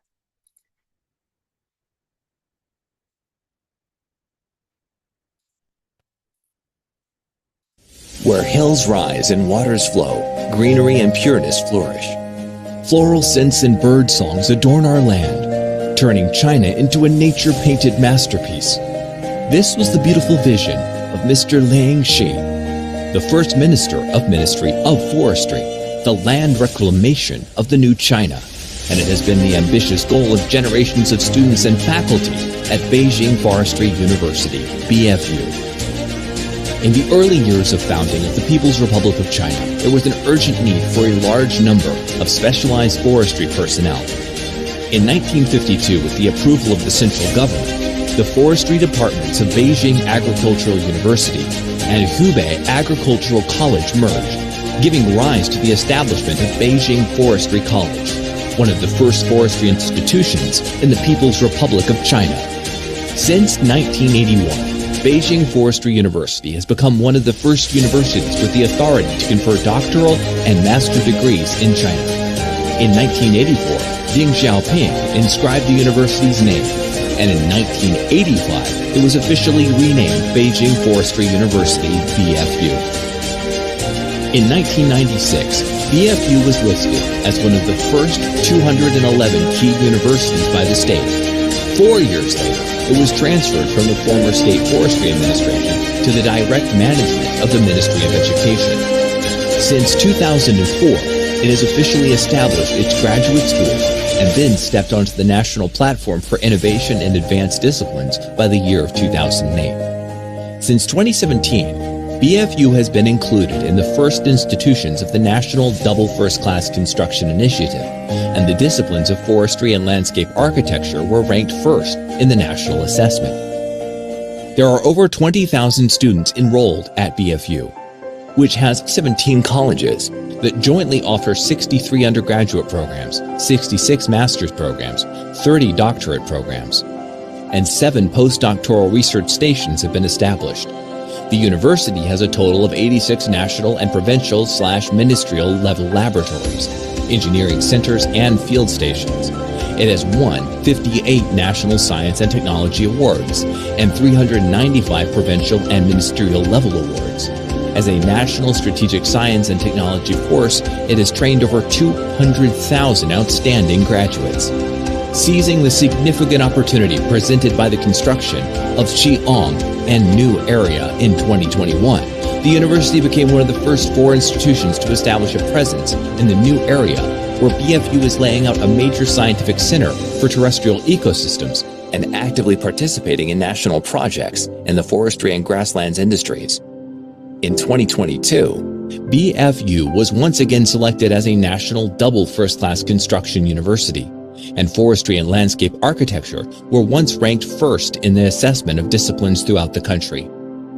After 70 years of unremitting efforts, Beijing Forestry University has now developed into a comprehensive national key university, with a multidisciplinary structure featuring forestry, landscape, architecture, horticulture, soil and water conservation and desertification control, forestry engineering, grassland science, and agricultural and forestry economics and management.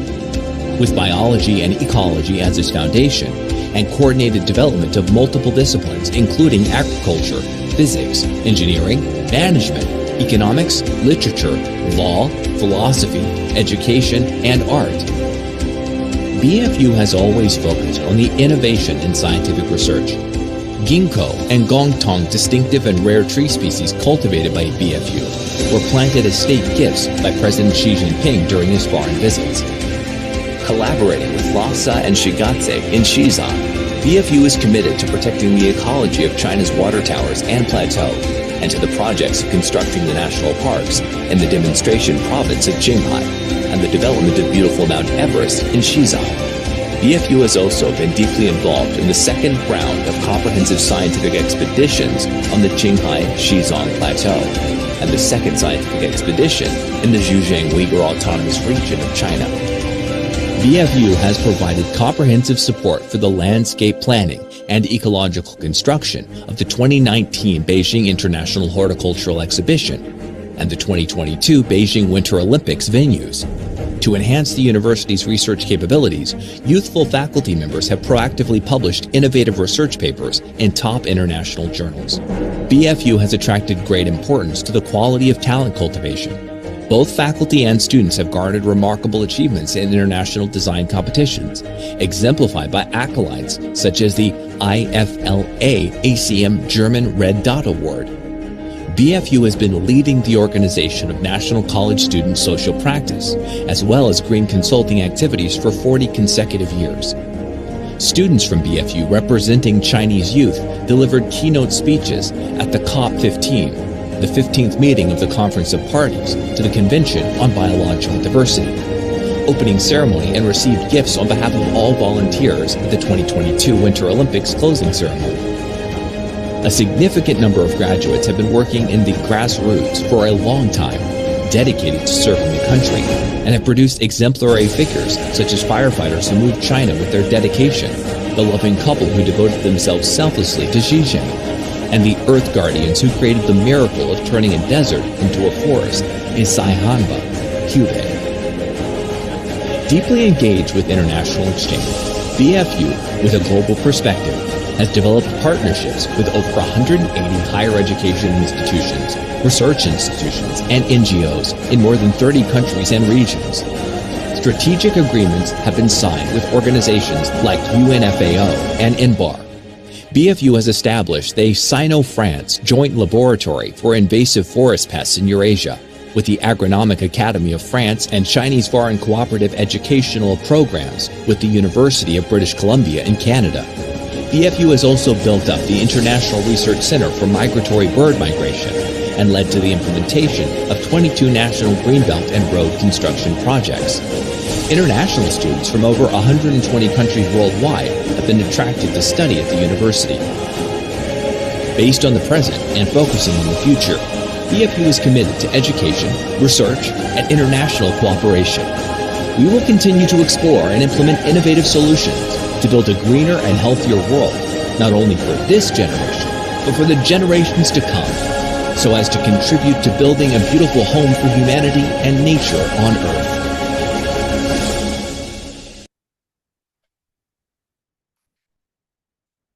Okay, I just stop here. How do I know it is brand new? Because my student graduated last year. Her picture is inside. So I hope you guys enjoy it. And I hope you guys can come to Beijing Forestry University. I will take you to visit our campus. It is a very like a first-class design, landscape design. Thank you.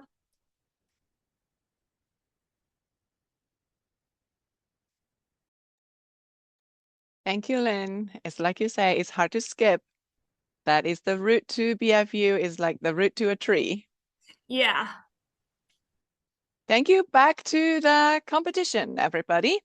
Bring up the next contestant, Carrie Bernard Oliver. Hi. Hi, I'm here. Carrie. Are you ready? Yes.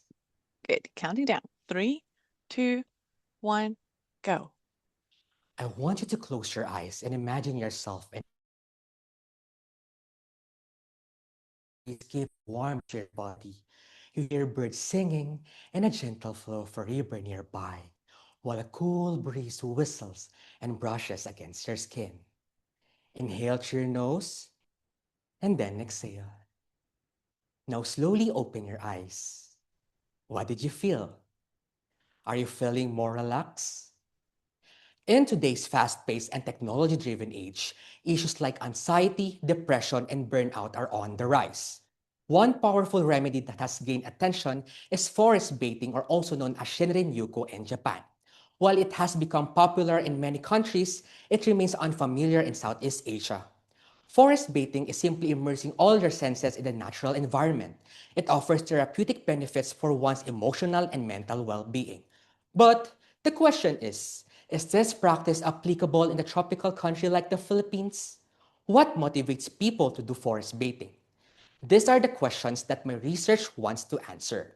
My study explores people's intentions to engage in forest bathing, focusing on one of the ASEAN heritage parks, the Mount Makiling Forest Reserve.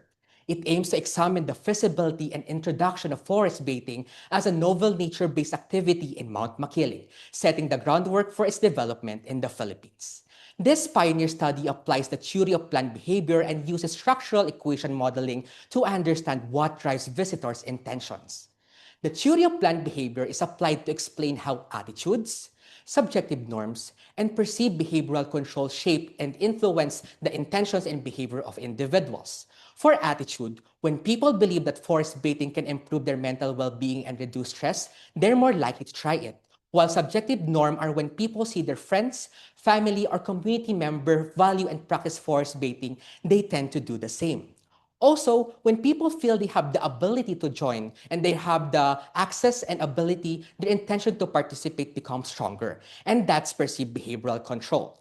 Through 492 study participants, my results revealed that perceived behavioral control is the strongest predictor of intention to engage in forest bathing, followed by attitude and subjective norms. This suggests that the people are willing to participate in forest bathing when they perceive that the activity is accessible, simple, and doable.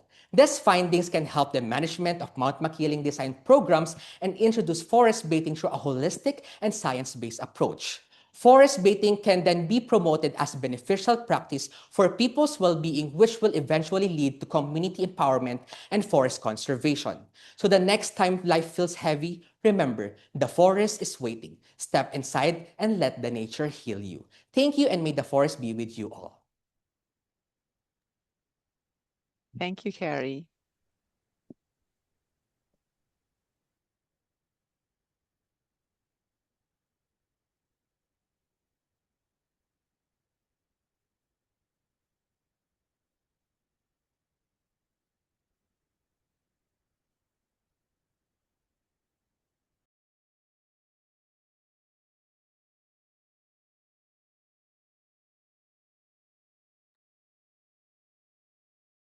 Let me bring the next contestant. Jermaine Mika Race.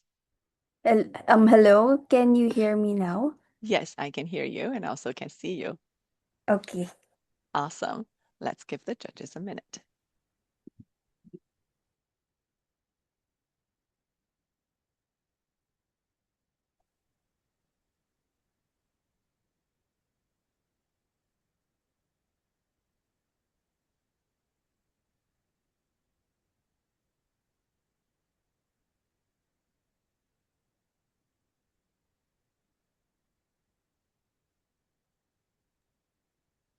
Judges, checking in. How are we doing? Ready? Ready. Ready. Ready? Perfect. 5 readies. Moving on. So, Jermaine? Yes. Yes, so counting down. 3, 2, 1, go. Did you know that the smallest island province in the Philippines, both in terms of land area and population, has been declared a protected area? Not partly, but entirely. That province is Batanes, the northernmost province in the Philippines and the first and only one in the country to receive that kind of status. A bold move for conservation, but one that changed everything. Because when an entire island becomes protected, protection doesn't just cover the land, it can also reshape the lives of the people living within it.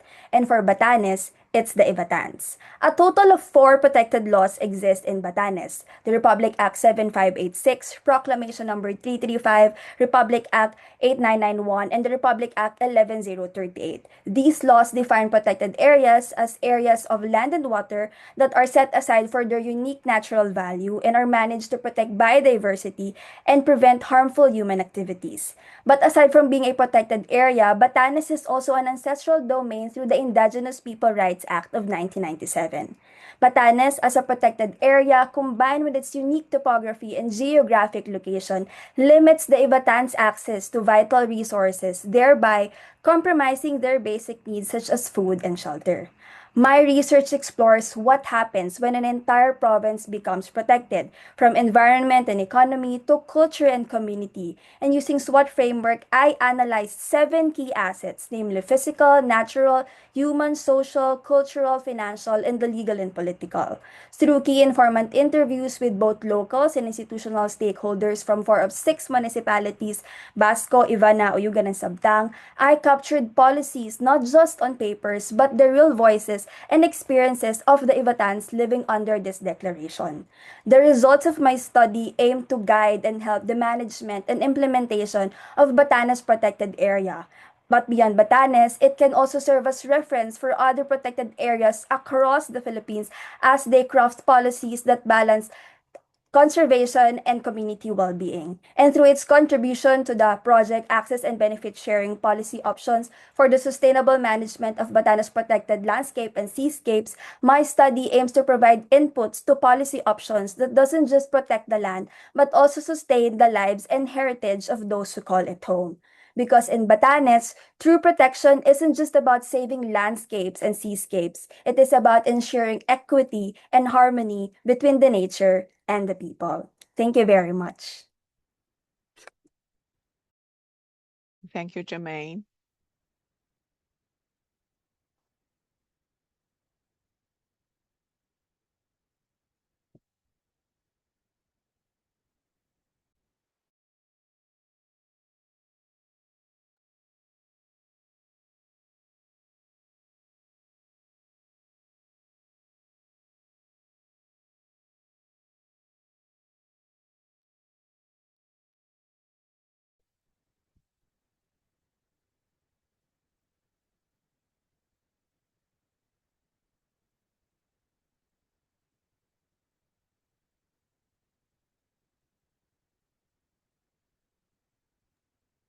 I'm going to bring the next contestant to the floor to get ready. Ganjan Sharma. Hi, Jun. Am I visible, audible? Yes, yes. On my side, you're totally ready. But let's wait for the judges. Yeah. Perfect. Ready? Thank you. Ready? Thanks. Ready? Ready. Woo! Moving on. Ganyan. Yep. Counting down. 3, 2, 1, go. It's a hot summer afternoon in your city, and you're walking down the street sweating. Suddenly, you step under the canopy of tall plane trees, and the air cools instantly. That moment of relief, that's an ecosystem service, one of the many benefits urban trees provide every day, including cooling the air, filtering pollution, and capturing stormwater. But how do we measure these benefits? We can't walk around with thermometers and flood gauges for every tree. But what we can do is measure the shape, size, and type of each tree to uncover these benefits. Currently, this is done the old-fashioned way. Surveyors walk from tree to tree with tapes and clipboards, manually measuring every tree. Now multiply that by tens of thousands of trees across a city, and you've got a cumbersome job that's slow and costly. My research aims at replacing tape with tech to model tree benefits. What if we could measure every tree in the city without even leaving the office? That's exactly what I'm trying to do. I'm mapping the structure of the urban forest from the sky using laser scanning, a technology that sends out laser pulses to capture trees in 3 dimensions. I started with data from airborne laser scanners. Using that, I could accurately measure the height and width of tree crowns across various parks in Christchurch. But airplanes can't see through dense canopies. That's where drones come in. Flying closer to the treetops, they revealed canopy depth and gaps, allowing me to precisely estimate the shape of tree crowns. But shape and size aren't enough. To understand what a tree does for the city, we also need to know what kind of a tree it is. So I'm now using multispectral cameras mounted on drones. These cameras see beyond human vision to identify species based on how each tree uniquely reflects light. By combining all these tools, I'm creating a digital tree inventory. I will then feed this data into computer models that will tell us how much each tree contributes to air purification, temperature regulation, stormwater reduction, while also putting a dollar value to each of these benefits.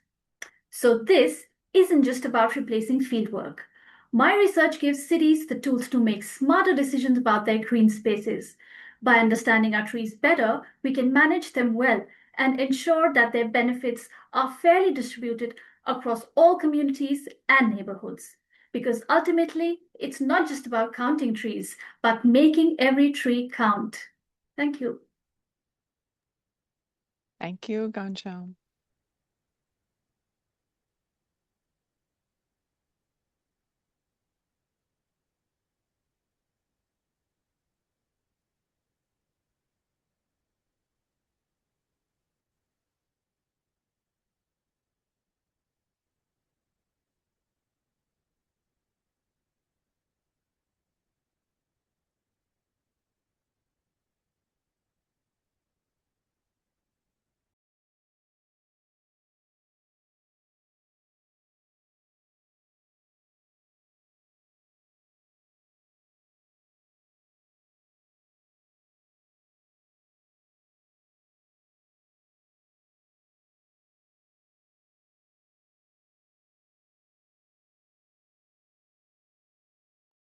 Right, let me bring the next contestant onto the floor. Alif Ehsan Akmal Shakuri. Hello, can you hear me? Yes, can you try a little bit more? Say Hello? something. Hello? Yes, yes, it's working Okay, now. is my voice clear? Yes, it is. All right, thank you. Thank you. And let me check with the judges. Ready? Thank you. Ready. Thanks. Ready. Thanks. Ready? Thanks.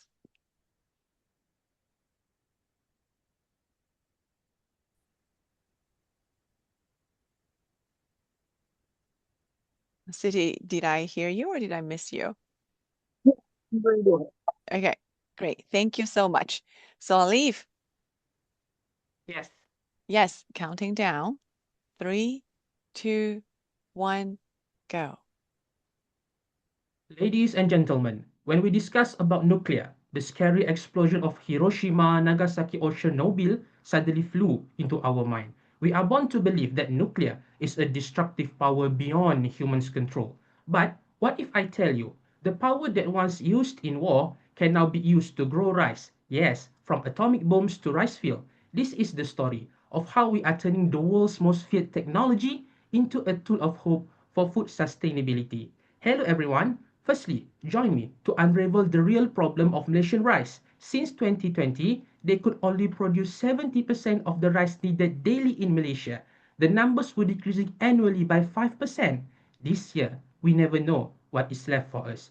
Our beloved rice was threatened by multiple factors, including vigorous climate change, soil degradation, as well as pests and diseases. Just like a normal human being, they are less productive when they become weaker. They need new energy or encouragement to overcome the threats and yield more. So, this is where my PhD comes in, introducing to you gamma irradiation by cobalt-60 element. Out of 3,000 radioisotopes around the world, gamma irradiation is believed to be the creme de la creme, or best among the best. It has high reliability, faster penetration time, as well as higher energy and accuracy. But wait, you might be wondering, is it similar to the scary atomic bombs? The answer is absolutely no. If it is similar, I would not be here giving this talk to you. To put into perspective, the energy from gamma radiation is 1,000,000,000 times less than the bombs dropped on Hiroshima. So, how does it do in my project? I used a device known as Gamma Biobeam GM5000. The seeds were irradiated in there for 10 minutes only at 350 degrees, just enough to nudge the cell activity and induce random mutation. The seeds were then transplanted into the rice field for 3 generations, following a protocol provided by the International Atomic Energy Agency. As a result, what do we get? Rice with higher yield, early maturity, and greater resistance against pests and diseases. Most importantly, the seeds were proven to be non-radioactive, classified as non-genetically modified organism, and safe for consumption. In a nutshell, gamma radiation brings a ray of hope for Malaysian rice. Just like the famous story of the Incredible Hulk, the radiation is here, creating a real-life hero, but in the form of rice. And before I forget, I am not Robert Oppenheimer or a Nobel Prize winner. I'm just a common man who felt responsible to save the fate of Malaysian rice. So hold on to your hand and faith. Always believe that when there is a will, there is always a ray. Thank you. Thank you so much, Arif. Thank you.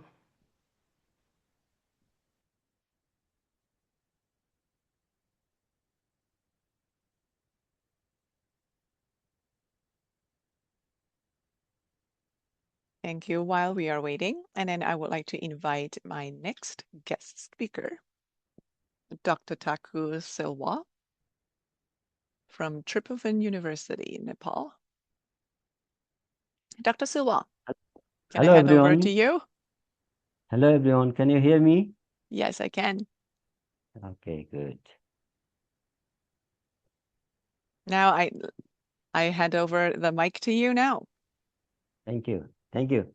Hello everyone and namaste and good morning, good afternoon, good evening from Nepal. I am very much excited to see you all participants from various parts of the world. First of all, on behalf of Tribhuvan University Institute of Forestry, Nepal, I would like to express my sincere appreciations to all the contestants.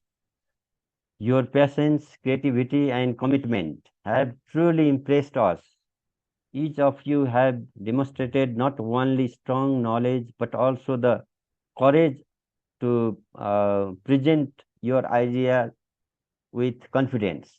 Whether you win or not, the experience you have gained today will serve you well in your academic and professional journey. Please continue to challenge yourself, stay curious, and keep nurturing your passions. You are the future leaders in environmental management and sustainability. We are proud of your efforts. Let me also briefly introduce my university, Tribhuvan University Institute of Forestry in Nepal. Tribhuvan University is one of the largest university of the world with 400,000 students. Institute of Forestry is one of the institute under the Tribhuvan University. We offer bachelor's programs in forestry as well as master's programs and PhD programs in forestry, wildlife management, watershed management, natural resource management, and community forestry. The institute has a long-standing contribution to natural resource management, sustainable forestry, and wildlife conservation. The institution receives QAA award certificates in 2022. Nepal is globally recognized as a pioneer in community-based forest management and biodiversity conservation. and the Institute of Forestry has played an important role in this achievement. Looking ahead, we see strong opportunities for collaborations. We are eager to work together in research, faculty exchange, student exchange, short-term courses, and joint proposal development, especially on issues related to the triple planetary crisis, climate change, biodiversity loss, and pollutions. These challenges deemed, demand collective knowledge, shared experience, and strong academic partnerships. Currently, we have been hosting students from short-term field visit courses from several universities like Copenhagen universities, North Carolina universities, and Norway. Nepal's geographic position is in the very strategic location due to diverse altitudinal variations up to world's highest peak mountain, Mount Everest, and the various socioeconomic and cultural practices. We warmly welcome interested universities, faculty members, and students to collaborate with us. Together, we can advance scientific understanding, strengthen academic programs, and contribute to sustainable solutions for our planet. Let's hope we can also host the APFNet events next time. And thank you. And once again, congratulations to all contestants for your dedication and hard work. Thank you very much. Thank you. Thank you, Dr. Siwal. Thank you so much for your encouragement and your introduction. My pleasure. Thank you.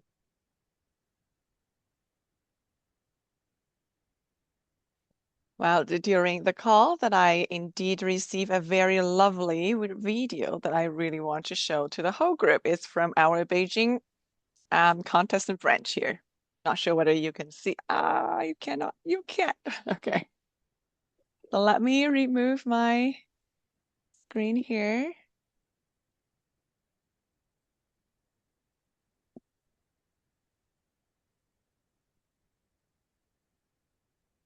Okay.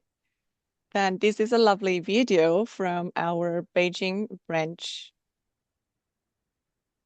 Good. For everybody here. Hold on. Sorry. Let's do it again.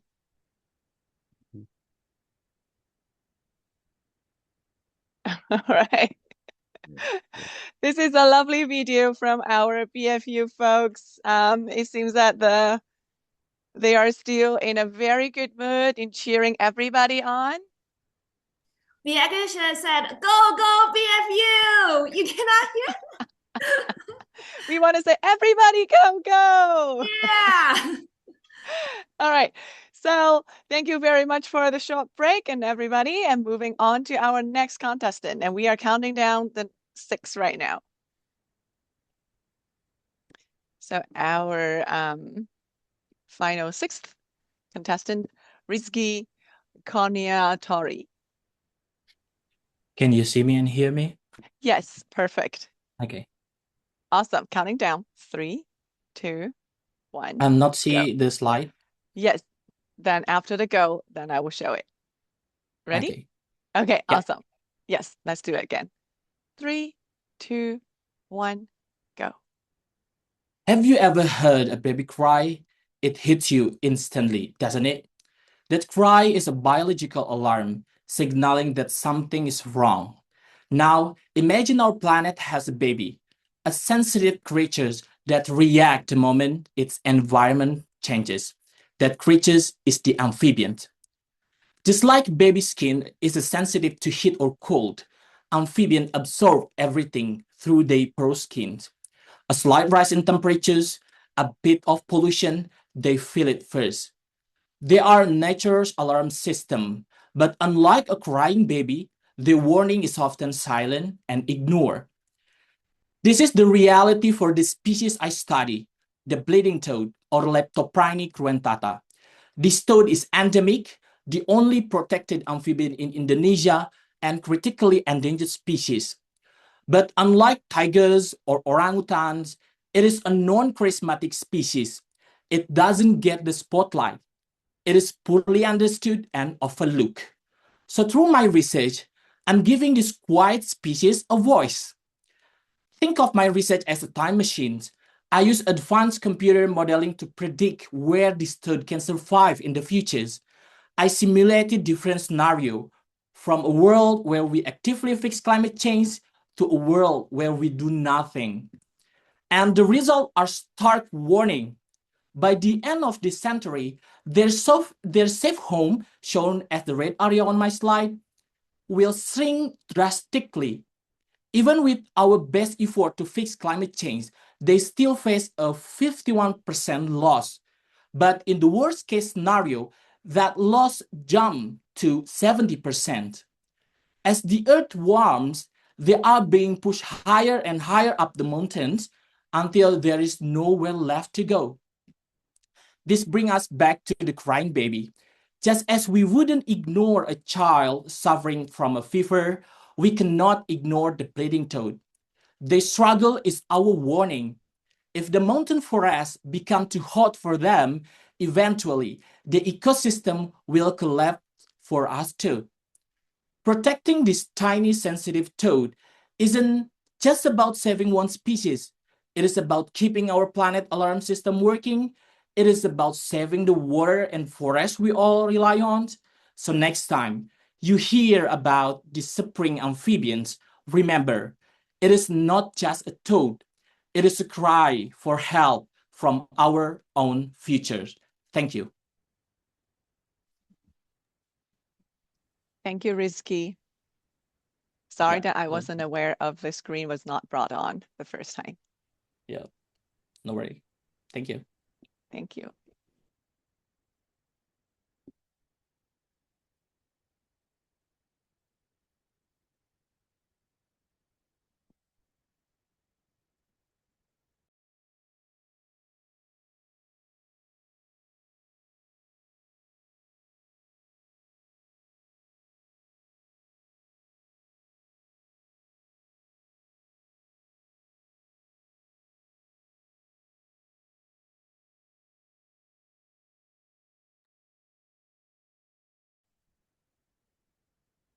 Thank you, Dr. McGraw-Roth from University of Canterbury and Dr. Silwa from Tripleton University for sharing your contacts in the chat.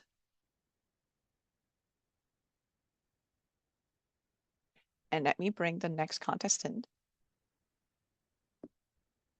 Xingyue Xu. I'm here. Hello, Okay. Xingyue. Hello. So let's give it some time to the judges.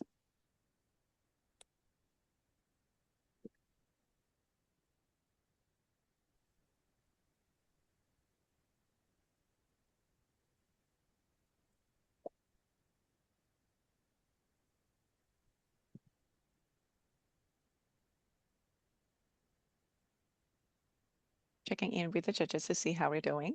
Ready? Okay. Ready? Ready. Ready? Perfect. Moving on. So Xingyue. Yeah, I'm ready. Okay, awesome. Make sure that you can see my slide, right? Yeah. Yeah, I Okay. can. Thank you. 3, 2, 1, go. Hello, everyone. Look around this room. The desk, the floor, the beams above us. There's a 50% chance that the wooden traveled thousands of miles to get here. For decades, China has imported over half of its wood, a strategic vulnerability for a nation with vast lands of its own. But what if the solution isn't just to plant more trees, but to plant smarter ones? My research offers a path forward by acting as a career planner for one of our most promising trees, the robinia or black locust.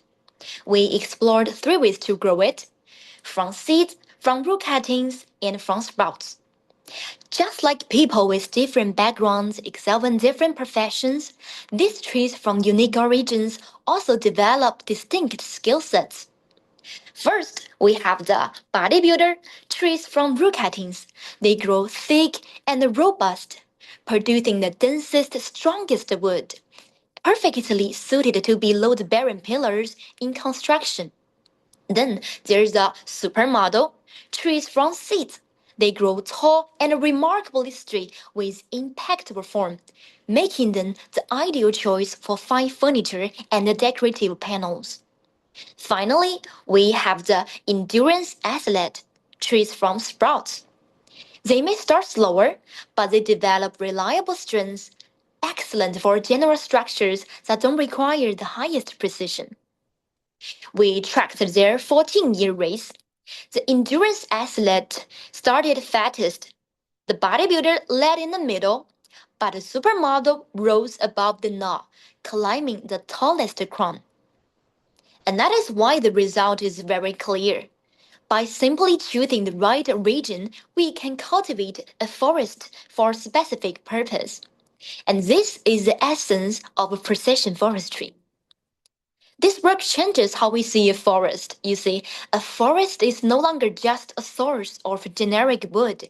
It becomes a highly specialized thing where every tree is trained for a meaningful role. By understanding and leveraging these natural differences, we can build a more self-reliant, sustainable, and secure future for our own country, building it from the ground up with wisdom. And that means we can grow not just forests, but futures. Futures built on local land with local knowledge for local needs. Thank you. Thank you, Xinyue. Thank you.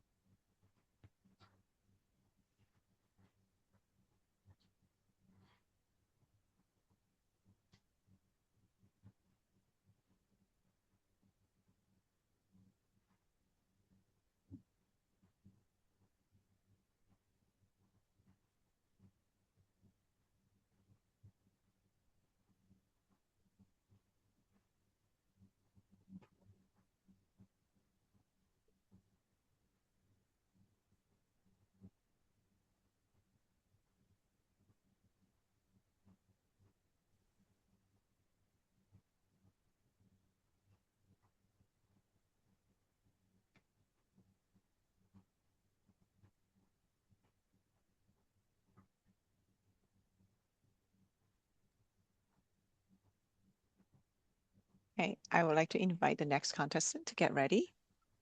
After Mount Here, can you hear me? Yamani? Yes, I can. And Yes. see you as well.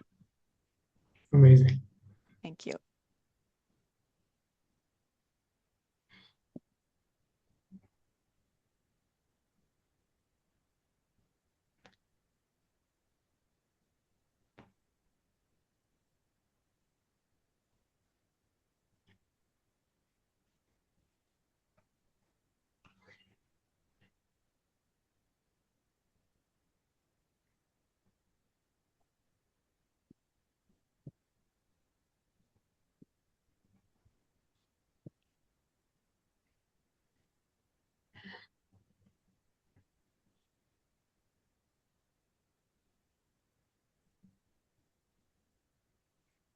Okay, I would like to check with the judges.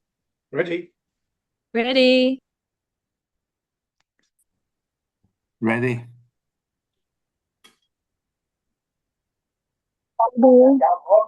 Yes, I get your message, City. Ling, are you ready to go? I am ready. Yeah, Ling. Yes. Okay. Awesome. Okay. Abdulmanam also is ready. So counting down. 3, 2, 1, go. Imagine you have a few leftover pills at home, an antibiotic, a painkiller. Most of us wash them down the drain and forget about them. But those medicines don't just disappear. They dissolve, travel through our pipes into the wastewater, and a fraction survives the treatment plant and slips into the river, as you can see on the slide. Fish and microbes live in that water every day, and in many cities, that same river is treated again and comes back to us in a glass. So the problem is not only out there in the nature, it can also quietly return to us. My project asks a simple question. How can we close this loop and make sure every stubborn drug are removed before the water leaves the treatment plant? So to do that, I use a process called electrophenting. It's an electric polishing step. In this reactor, we use small voltage between two electrodes. With just air and little iron, this cathode can produce tiny short-lived hydroxyl radicals, shown as the purple characters with scissors. These radicals behave like microscopic scissors. They don't just trap pollutants, they cut them apart, they just attack everything. Carbamazepine is one of them, and it's an anti-epileptic drug. It's so persistent and found in rivers in almost every continent, and even scientists call it the marker of pharmaceutical pollution. So, step by step, these radicals break CBZ into smaller pieces and finally into just carbon dioxide and water. So in my bench scale electrophenton reactor, I tested and optimized key factors like pH, iron dose, and current to make these distraction fast and energy efficient. So you can see the red curve shows the CBZ concentration drops by about 95% in just 60 minutes. And in these conditions, we use only around half to 1 kilowatt hour of electricity per cubic meter of water and remove roughly 75 to 80% of the total organic carbon. So we are really destroying the molecules, not just changing their form. So what does this mean beyond the lab? Electrophenton can serve and act as the polishing step before in the treatment plants by using just air and recyclable iron catalysts and electricity. It can strip and even remove persistent drugs like CBZ before the water reaches rivers and before it reaches our glasses again.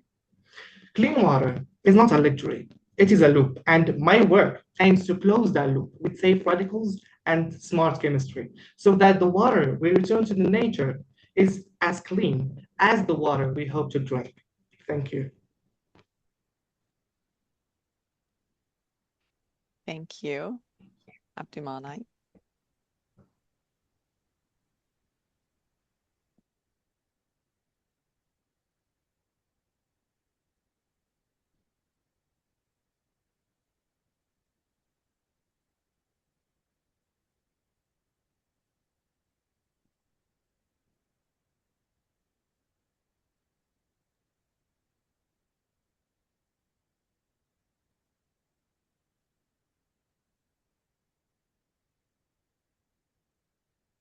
Well, we are coming to the last 3 contestants. Before moving on, then I would like to invite my special guest, Dr. Guangzhe Liu from Northwest Agriculture and Forestry University in China, to make a remark.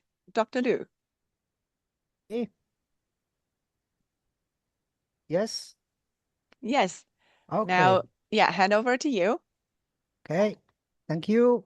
Good morning and good evening, dear guests, students, and judges. It is a privilege for me to address this great event with all the participants of the 3 minutes thesis competition.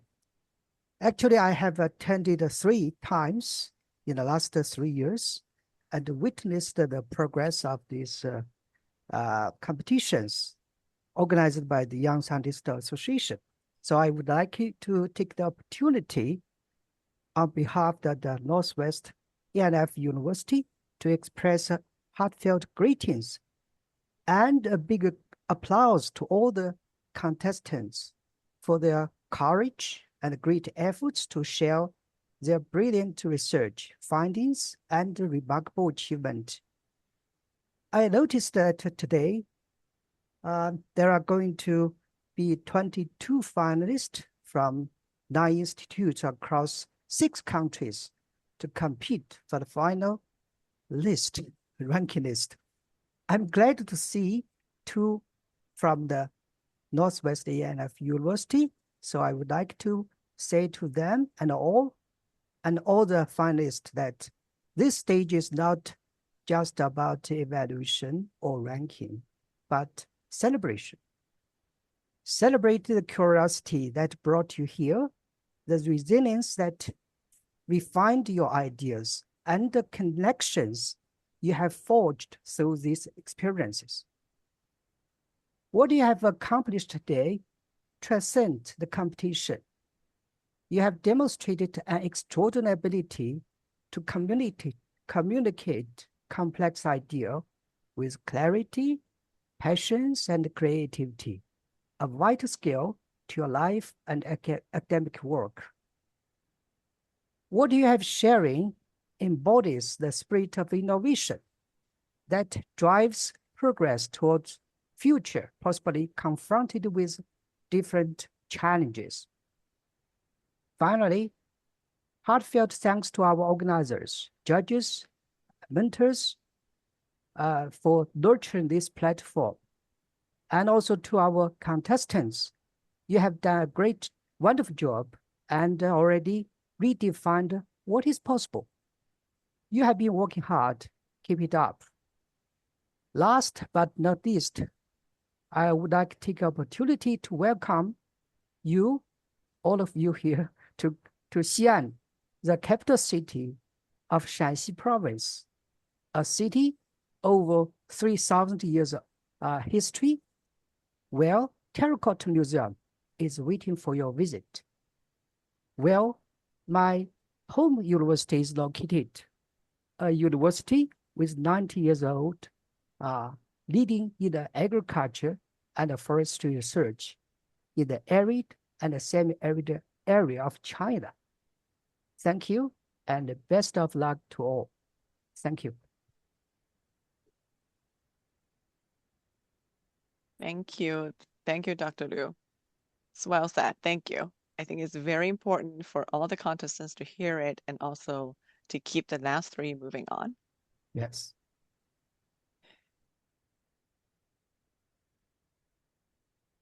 All right, so I will be back to the screen.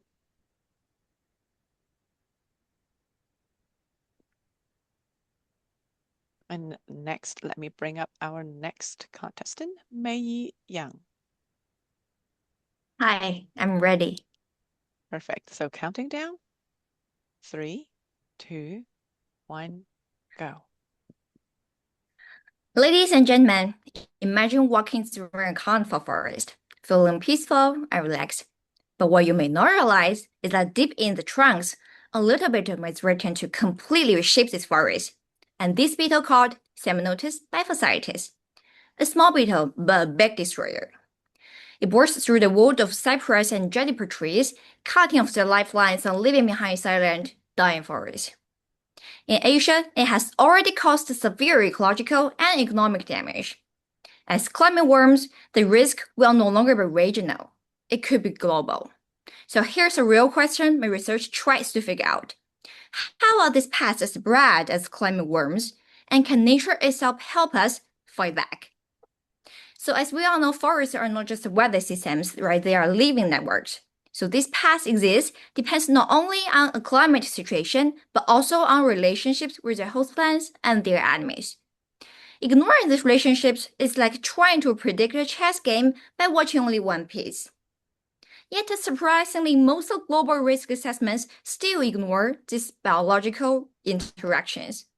But now I'm going to tell you what I've done to predict the suitable area for this pest more precisely by using both environmental factors and biotic factors. I built 3 models. The first one called climate only model. So of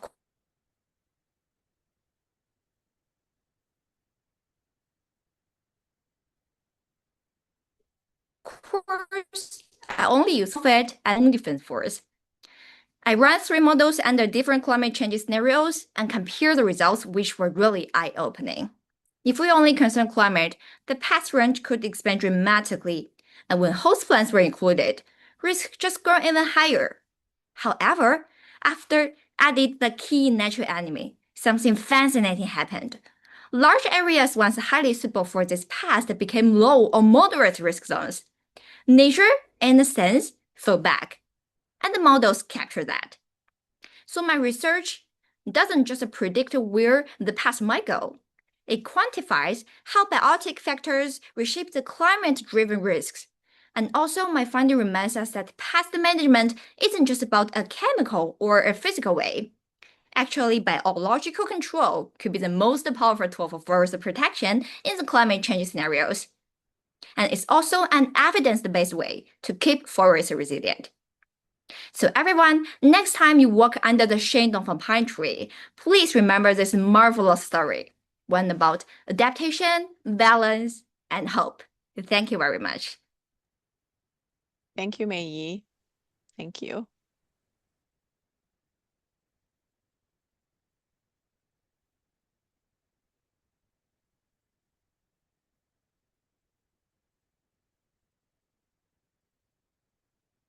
And I would like to check with the judges while Mei Yi was presenting, probably sometime in the middle, and the video quality was not as good as expected and was frozen for a bit. So I'm just checking with the judges to see whether we think you got good enough information to do the justified grading, or do you need Mei Yi to do it again? Or at least that is happen. That was what happened on my side. Not sure whether the judge's side would be okay in seeing that. Probably just my side here at UBC. No, I had the same problem. Same problem here. Yeah, the technical problem. I have graded her and didn't take that into account. But if Mei Yi wants to do it again, I think she should have the opportunity to do so. Yes, thank you, John. I will be grateful if I have another chance. Yeah, probably it was about for 5 seconds-ish. And then your video got stuck and then slowly back to normal. Oh. Yeah, so yeah, John says if you wanted to do it, it's your choice, but other judges? Did I'm you get good. enough information?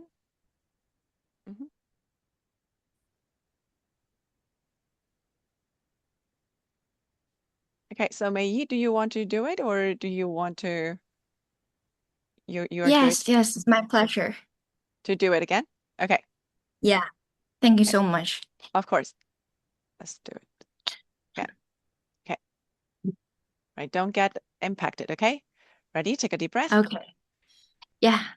3, 2, 1, go. Ladies and gentlemen, imagine walking through a conifer forest, feeling peaceful and relaxed. But what you may not realize is that deep inside these trunks, a little bit of might threaten to completely reshape this forest. And this bit are called seminotis bifasciatus, a little bit of a big destroyer. It bores through the wood of cypress and juniper trees, cutting off the lifelines and leaving behind silent, dying forests. In Asia, it has already caused severe ecological and economic damage. And as climate warms, this risk will no longer be regional. It could become global. So here's a real question my research tries to figure out. How will this pass spread as climate warms? And can nature itself help us fight back? So as we all know, forests are not just weather systems, they are living networks. So this path exists depends not only on suitable climate, but also on relationships with their host plants and their enemies. Ignoring these relationships is like trying to predict a chess game by watching only one piece. And yet, surprisingly, most global risk assessments still ignore these biological relationships. Now I'm going to tell you what I've done to predict the suitable area for this pest more precisely by using both environmental factors and biotic factors. I built 3 models. The first one called climate-only model, so of course, I only use climate data to predict. And the second one combined the past with their host plants. The third one went one step further, adding the key natural enemy of this past, a tiny parasitic wasp, thinking of it as the forest's own defense force. I ran these 3 models and the different climate change scenarios and compared the results, which were really eye-opening. If we only consider climate, the pest range could expand dramatically, and when host plants were included, risk just go even higher. However, after I added the key natural enemy, something fascinating happened. Large areas once highly suitable for this pest became low or moderate risk zones. Nature, in a sense, fought back, and the models captured that. So my research doesn't just predict where the pest might go. It quantifies how the biotic factors reshape the climate-driven pest risk. And my finding also reminds us that pest management isn't just about a chemical or a physical way. Actually, biological control could be the most powerful tool for forest protection in the climate change scenarios. And it's also an evidence-based way to keep forests resilient. So everyone, next time you walk under the shade of a pine tree, please remember this marvelous story. One about balance, adaptation, and hope. Thank you very much again. Thank you, Mei.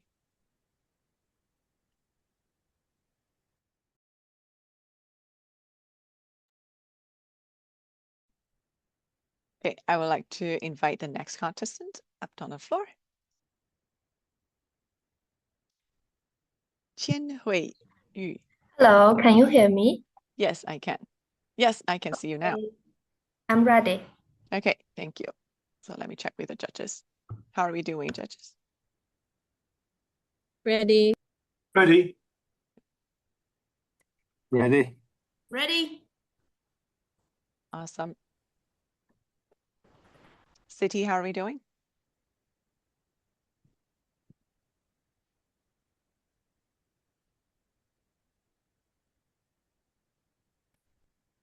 Yeah, I see City's message. Thank you so much. Moving on. So, Qianhui. Yes? Yeah.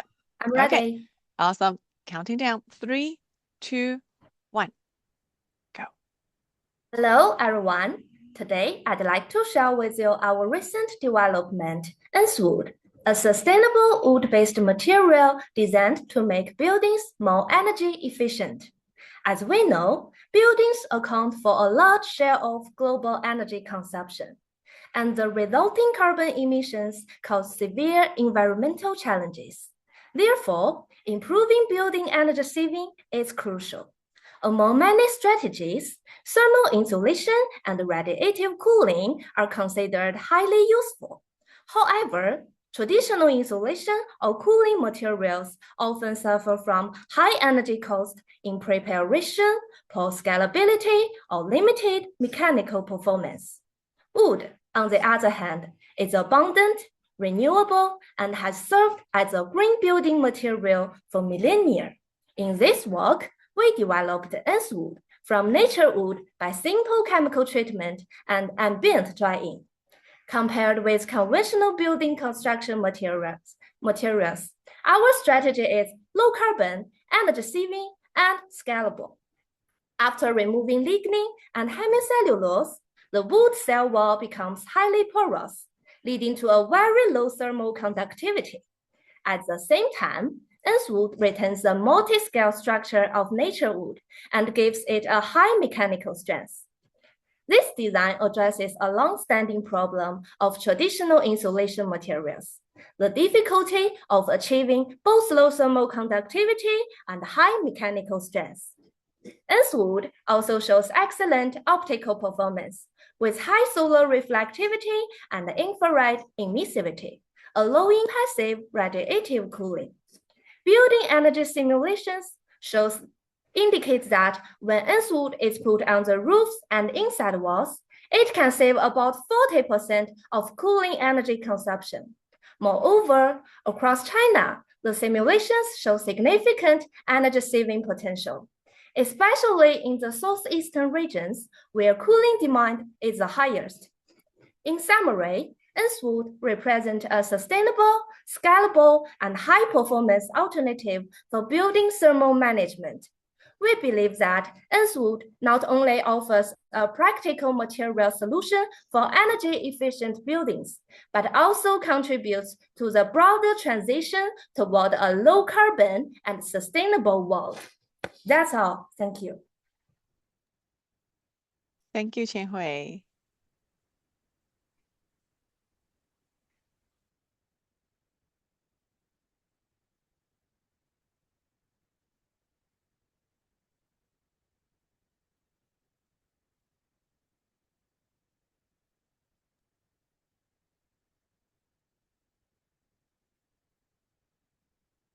While we're waiting, I would like to invite our last contestant up on the floor.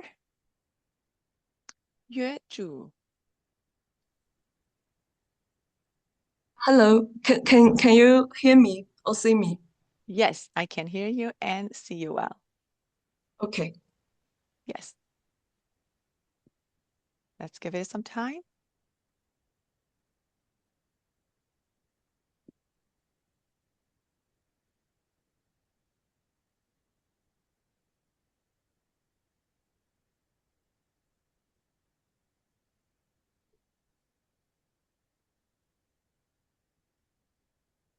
I would like to check with the judges. How are we doing? Ready. Ready. Ready. Ready? Perfect. 5. Okay. Great. Are we going to do this last one? You do. Okay, I'm ready. You're the last one, but then you're a very important one too, okay? Stay Okay, calm. thank you. Sure. 3, 2, 1, go. Our existence depends on a world we cannot see, and on forests that cannot speak. Beneath every tree's calm green canopy, a silent war is raging under the bark. When beetles invade, they march in with an invisible army, microbes. So when longhorn beetles attack spinous clearances, they don't come alone.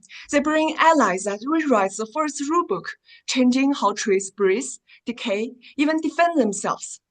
We can all understand that forests rely on a delicate web of microbes to recycle wood and sustain life.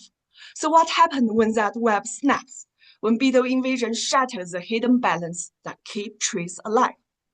Firstly, I compare the fungal community inside healthy and beetle-infested pines. It's amazing that healthy trees host a vibrant metropolis of fungi, not just mutual benefit ones, but also decomposers that break down lignin, cellulose, and hemicellulose, keeping the micro-recycling system alive.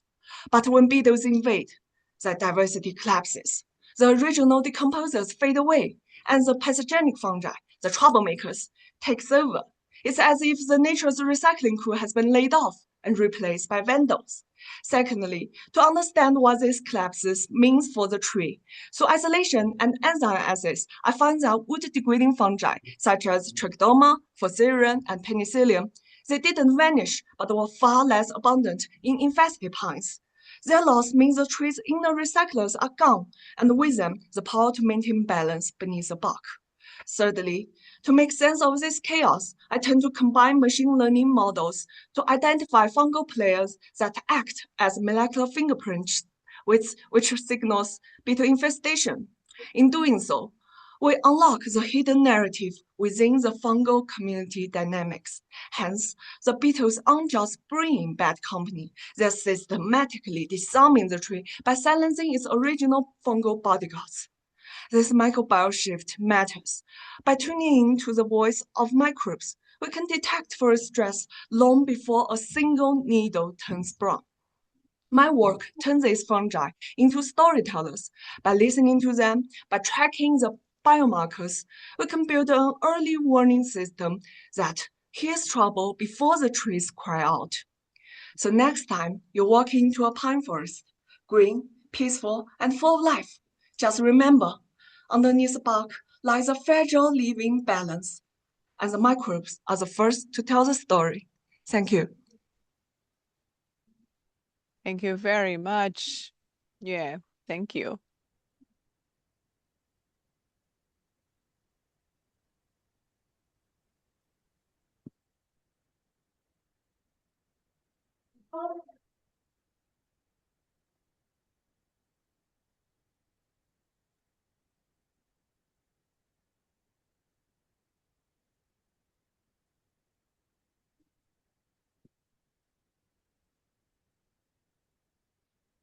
Okay, so as the next one, since Yue is the last contestant, and then I think that concludes our competition part, and I would like to invite the judges now. Could move yourself into the judges' room. And there is a big breakout room button for you to click. So I would like to invite the judges to go into the judges' room.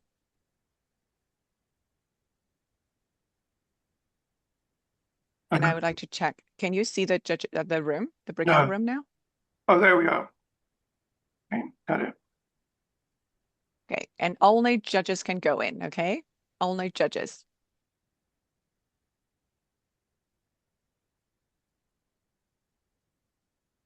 And our 4 other judges, do you see the room open? I see 1, 2, 3, 4. John, can you see the breakout room? I can also assign you to the room too.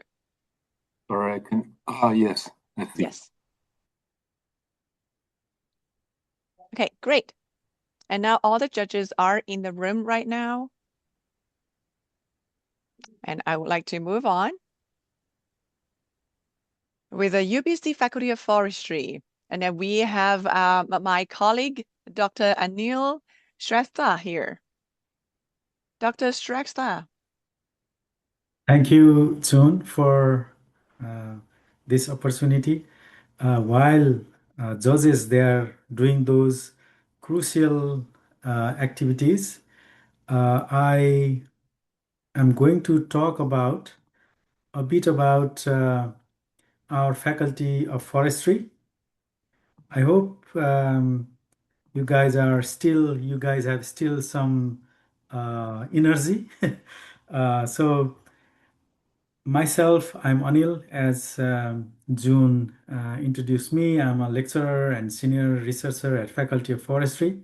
So I take this opportunity to bring all of you in Vancouver, one of the beautiful place, but right now a bit cold in British Columbia. But before I introduce UBC and Faculty of Forestry, I would like to acknowledge that UBC Vancouver campus is situated on the traditional, ancestral, and unceded territory of Musqueam First Nation. We recognize and respect the traditional territory and culture of the Indigenous people. So our university, UBC, is located in the beautiful city of Vancouver in British Columbia. As you can see it in this slide, Vancouver is one of the most pleasant city in the world, and it has ranked number 10, the most livable city in the world, and number 2 in North America, due to its outstanding education, culture, and healthcare. Vancouver is exceptional because of its large, diverse, multicultural society, as well as you can see from this picture. Our university, as you see in this slide, surrounded by ocean and forest. One of the, I think, rare combination that the forest, sea, and then the high mountain. So the University of British Columbia is ranked 38th best in the world. We have 20 faculties, 11 schools, and 3 colleges. We have about 70,000 students. Among them, 27% are international students representing 160 plus countries. So it's so international. And we from our university, there are about 8 Nobel laureates and 3 Canadian prime minister. So we are so proud of that. So as you can see it here, our faculty of forestry is located here, a very beautiful place. So with regards to our Faculty of Forestry, Faculty of Forestry is the largest forest faculty in Canada and perhaps also biggest in North America as well. We are a world leader in natural resource research and education, and as you can see it here, uh, Faculty of Forestry is #1 forestry in Canada, which has quite a bit of instructor to student ratio with very high percentage of success rate among our student.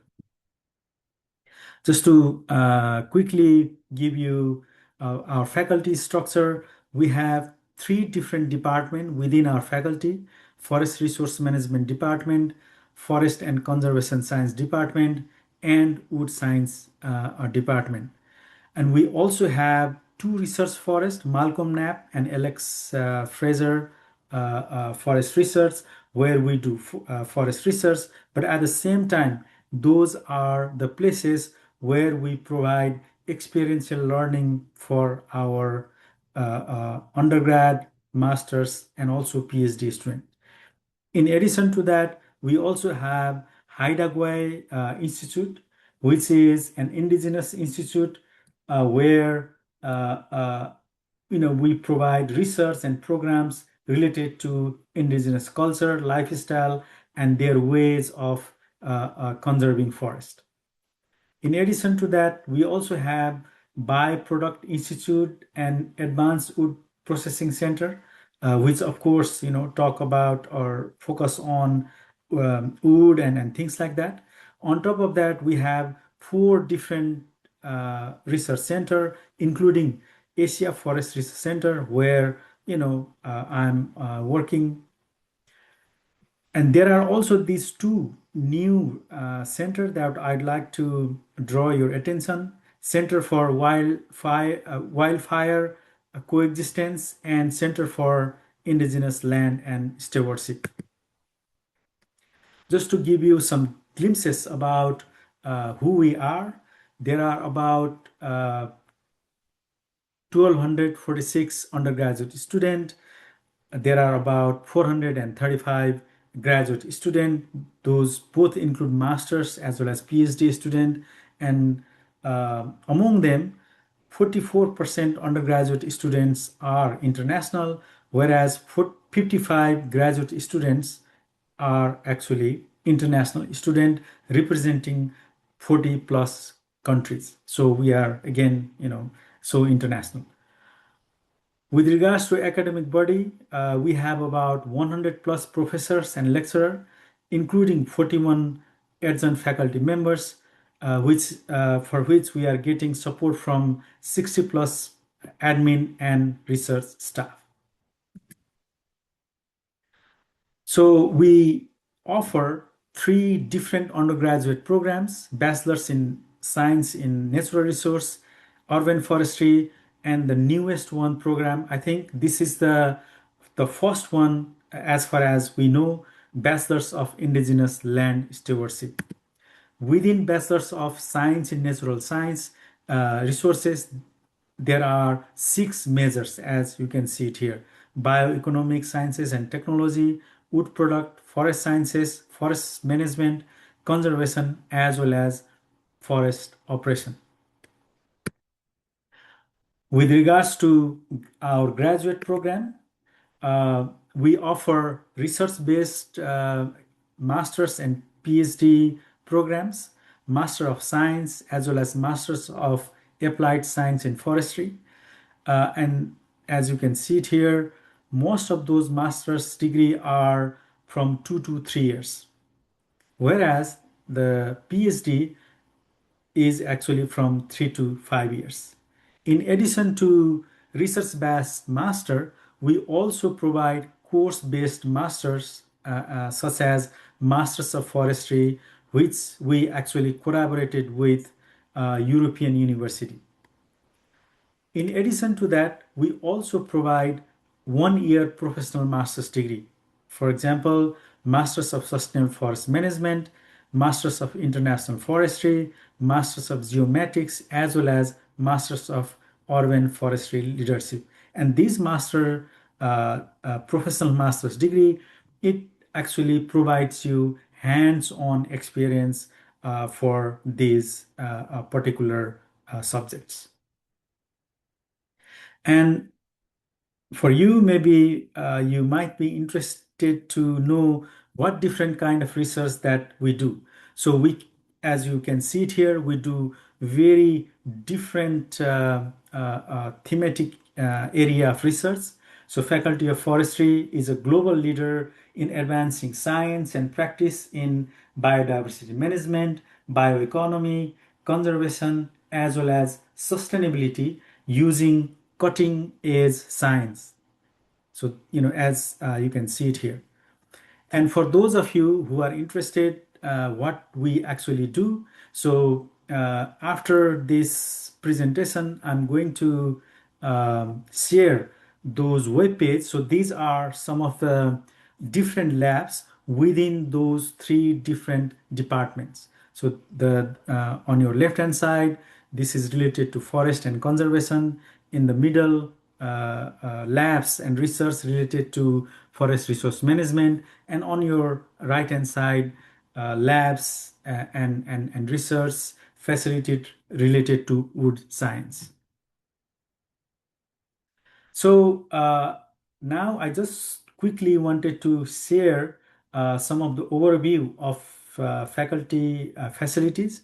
So this is our main building. As you can see it here, it is built with a lot of wood, so beautiful, with plenty of space to study and collaborate, and also with great cafeterias and restaurants nearby. Just adjacent to the Faculty of Forestry, we also have this cutting edge facility in wood processing. And this is Canada's National Center for Education, Training and Technical Assistance for the wood products manufacturing industry. As I said you before, we have 2 different field research forest. This is one of them, which is located in lower mainland of British Columbia, which is about 2 hours drive from our main campus. And this is actually also the forest is actually coastal temperate rain forest. And this research forest created opportunity for research, education, and demonstration of sustainable forest management. And I have a small video which actually shows how our students and the community, they actually gain from this research forest. So please bear with me.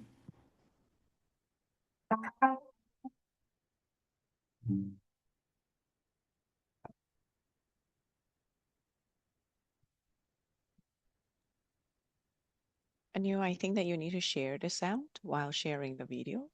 We cannot hear that. So it's Really? back to your screen by sharing, and there is share sound function.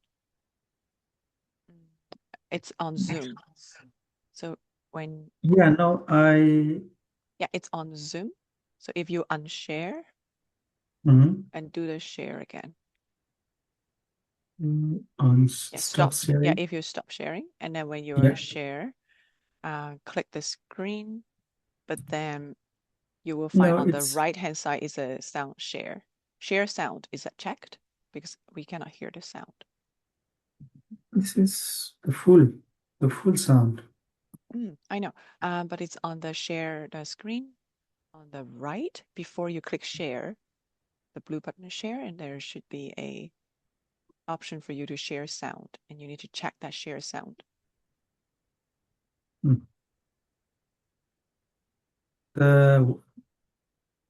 On the right?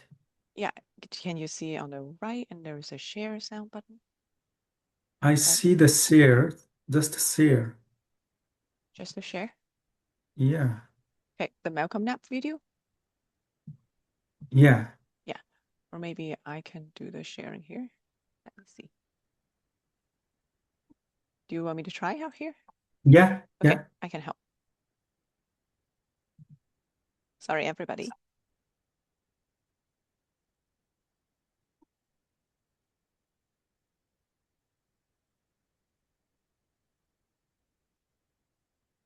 Okay, so here is the video.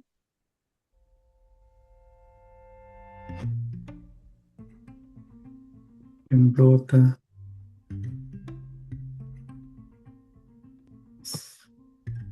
somehow there is not a good sound. The Malcolm Knapp Research Forest. It's kind of tucked away in Maple Ridge, yet there's this bounty of opportunities where logging trucks leave a forest, where children are learning and integrating to the forest on a daily basis, where university students come and learn, where we're manufacturing wood products. And all of these things are happening on one land base and really making that case study an example of community forestry.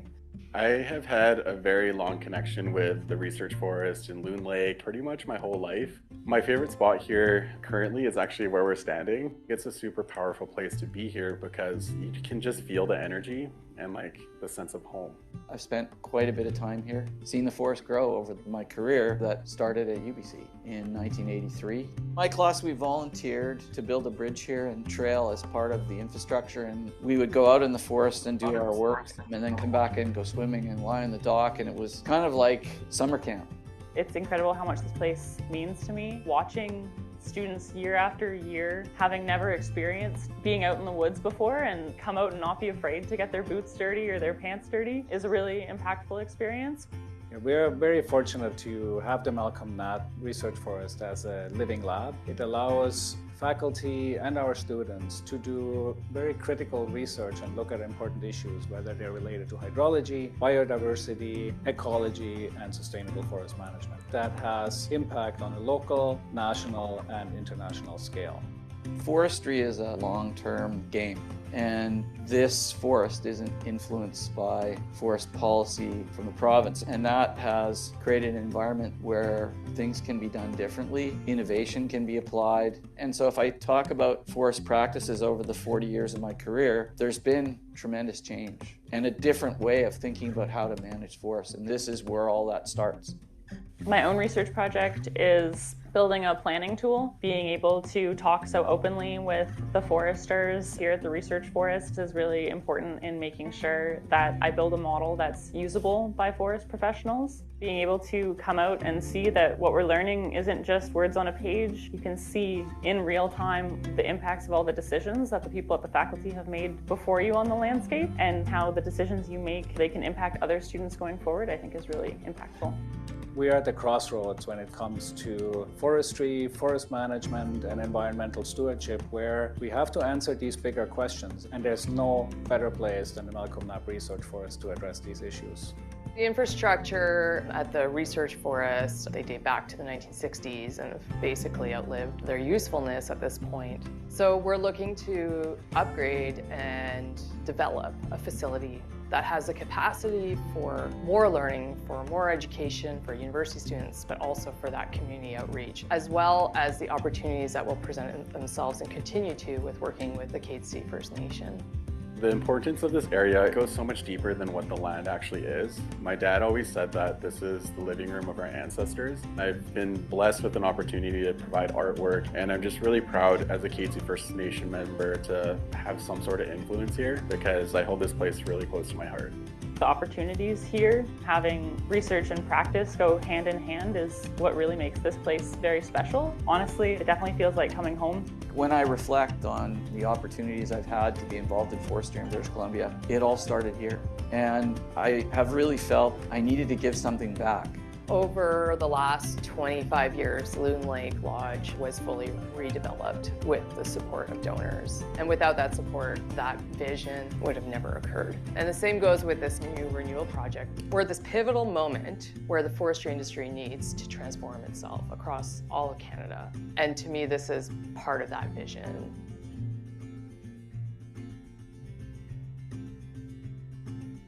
Okay, thank you, June. Maybe now I can. Thank you. Back So to you. I'm almost at the end. So So this is about one of our research forest.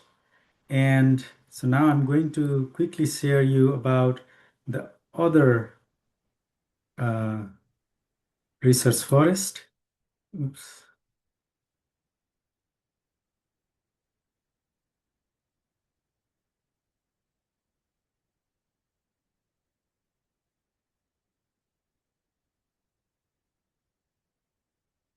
So please bear with me. Okay.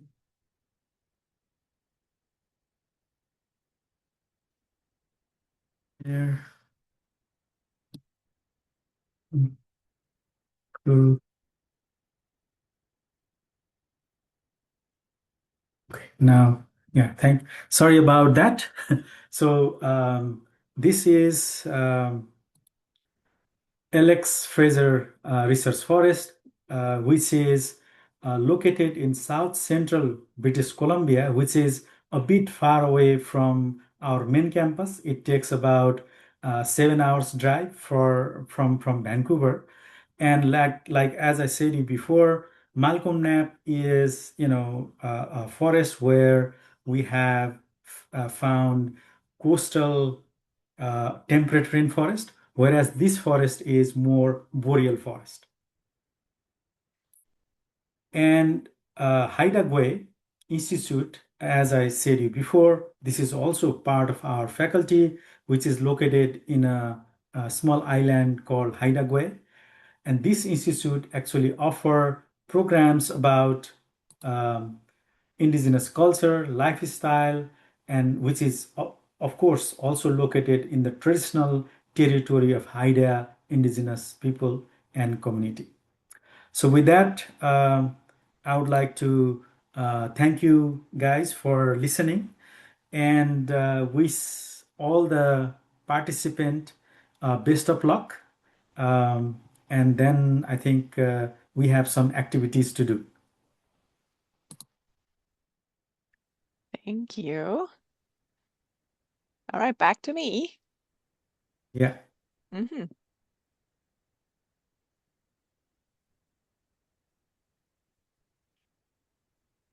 Okay, so let me share my screen now. Thank you, Anu.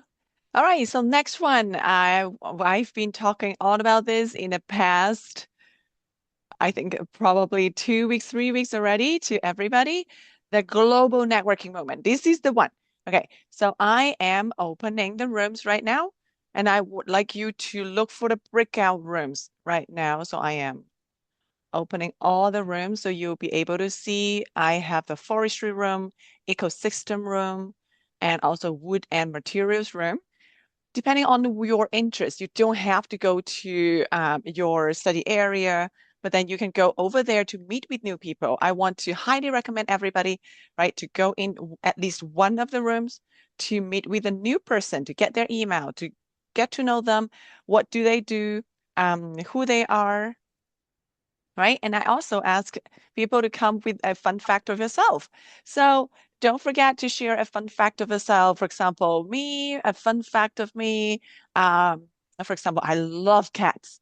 I really like I grew up with cats, and now that I have a cat, right? I think that's a fun for life. And also another fun fact, right? So come up with some fun facts for you. And for example, I play badminton with the vice president of Thailand in the past, right? So I think is really fun. I love playing badminton. Right. So I want you also to go into the room to meet with the new people, introduce who you are, what's your name, this is my email, and what do you do for your research? What do you like? Now look down into your Zoom bar and see, maximize it, because sometimes some of the buttons are hidden. You need to maximize your whole Zoom window. And then to find this icon, breakout rooms. If you cannot see the breakout rooms, maybe you want to look for more ... and look for it. Then let's see, I started to see people get into the ecosystem room. Awesome. I don't have anyone go into the forestry. Oh, one in the wood room. Yeah, find yourself to join rooms and feel free to jump room to room, okay? When you leave, don't leave meeting. You leave breakout room. If you leave meeting, come back up because you want to know the result. You're here for the whole day. Don't leave meeting, just leave breakout room. Okay, hello everyone. It's now my great honor to announce the winners of the third prize for the 3-minute thesis competition. These 5 presenters demonstrate exceptional skill in distilling their complex research into clear, concise, and engaging presentations. The winners of the third prize are Yu Chen from Northeast Forestry University. Yu Chen, you're on the screen right now. Yu, where are you? Yeah, where are you? Yu, we're looking for Yu. Is she still here? Yu Chen. Yeah, I can see. Thank you. Thank you. Wow. Congrats. So we have, how many do we have, Dr. Xu? Okay, another one, Lan He from Northeast Forestry University. Wow, Lan, congratulations. The next one, Lan He. Where are you? Lan He, okay. Yay, congrats. Next one. Okay, yes. we announced another one. Cheng Li from Beijing Forestry University. Wow, is that the one? Go BFU. Is that the one? Cheng Yun. $300? Are you sure? Yes, that's right. Next. Yay, congratulations, Cheng Cheng. Congratulations. Cheng, are you here? Now Cheng Li. Yes, thank you. She's Thank you, in German. Now she's in German. In German? Yeah, Yes, in 6 German right o'clock now. p.m. Yeah, can get some beer back to Dr. Xu. Next one, Xiaotong Li from Northeast Forestry. Oh my God! Wow, Xiaotong! Congratulations, Xiaotong. Thank you. Did get a new camera. Yeah, a new camera. Xiaotong always ready. Xiaotong. Ready. Yeah. Okay. The last one, Zhu Yue from Beijing Forestry University. Whoa, Yue, where are you? Yeah, wow, I see you. Good job, the last contestant. You held the bar really high, right? Yeah, let's give a warm round of applause to our third prize winners. Congratulations. Congratulations. Congrats, everybody. Well, thank you, Dr. Xu. Thank you. Then while we are waiting for our next one, looking for it, I think that Dr. Guangzhe Liu is here.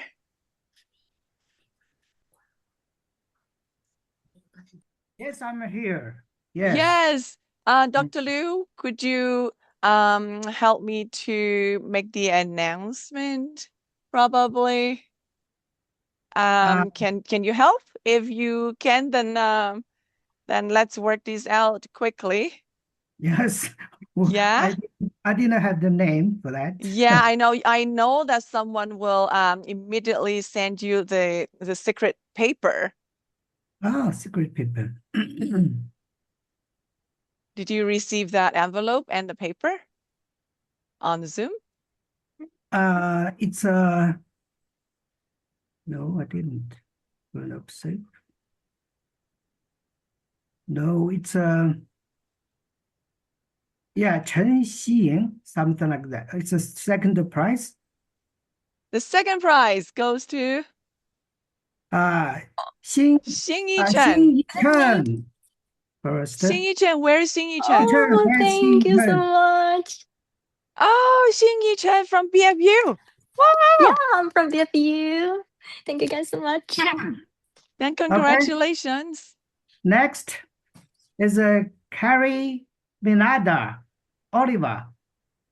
Wow, where's Carrie? Carrie. I'm here. Carrie! Are you the one that forest bathing? Yes. Yeah. Thank you. Congratulations. And the Thank next you. one is Mei Yi Yang. Mei Yi. Yang. Mei Yi Yang. Thank you so much. Thank you. Whoa! Okay, Mei, you're from Beijing. I I'm think it's from Beijing Beijing Forestry Forest University. University. Yes. Beijing Forestry. Yeah. Thanks for this opportunity. Congratulations.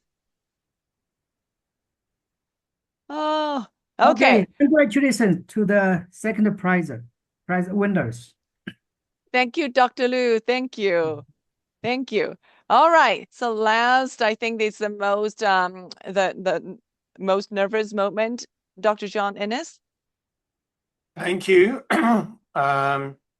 Just make sure I'm not muted. I am not. Okay. It gives me great pleasure to announce the winner of the 2025 3-minute thesis virtual competition. And that winner is, oh, I've lost it. I can't find it. No, the winner is Hold your breath. Samati Nawalagi. Nawalagi. Congratulations, Samati. Samati. Where are Thank you, you Samati? so much.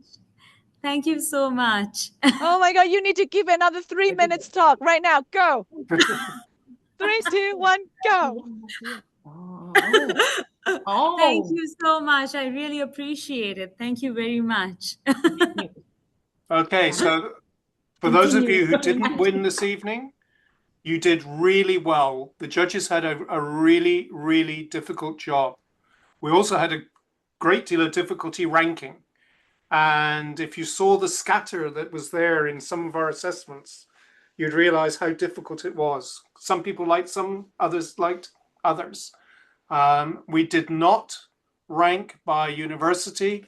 We ranked by the quality of your presentations. And your presentations were excellent, which is why it was incredibly difficult for the judges to actually work out who was going to be the best, who was going to be second or third, and so on. It was a very, very close call between the person who got the third level, the runner, and those who didn't get an award today. So I would actually thank everyone for participating. I hope that it has taught you something. It's really important for you to be able to present your research in a very short time, and to really focus on the important parts. And that's what the 3-minute thesis competition is all about. Focusing, learning what is the key message that comes out of your research. If you learn that, if you can do that, it's going to be useful to you in the rest of your life.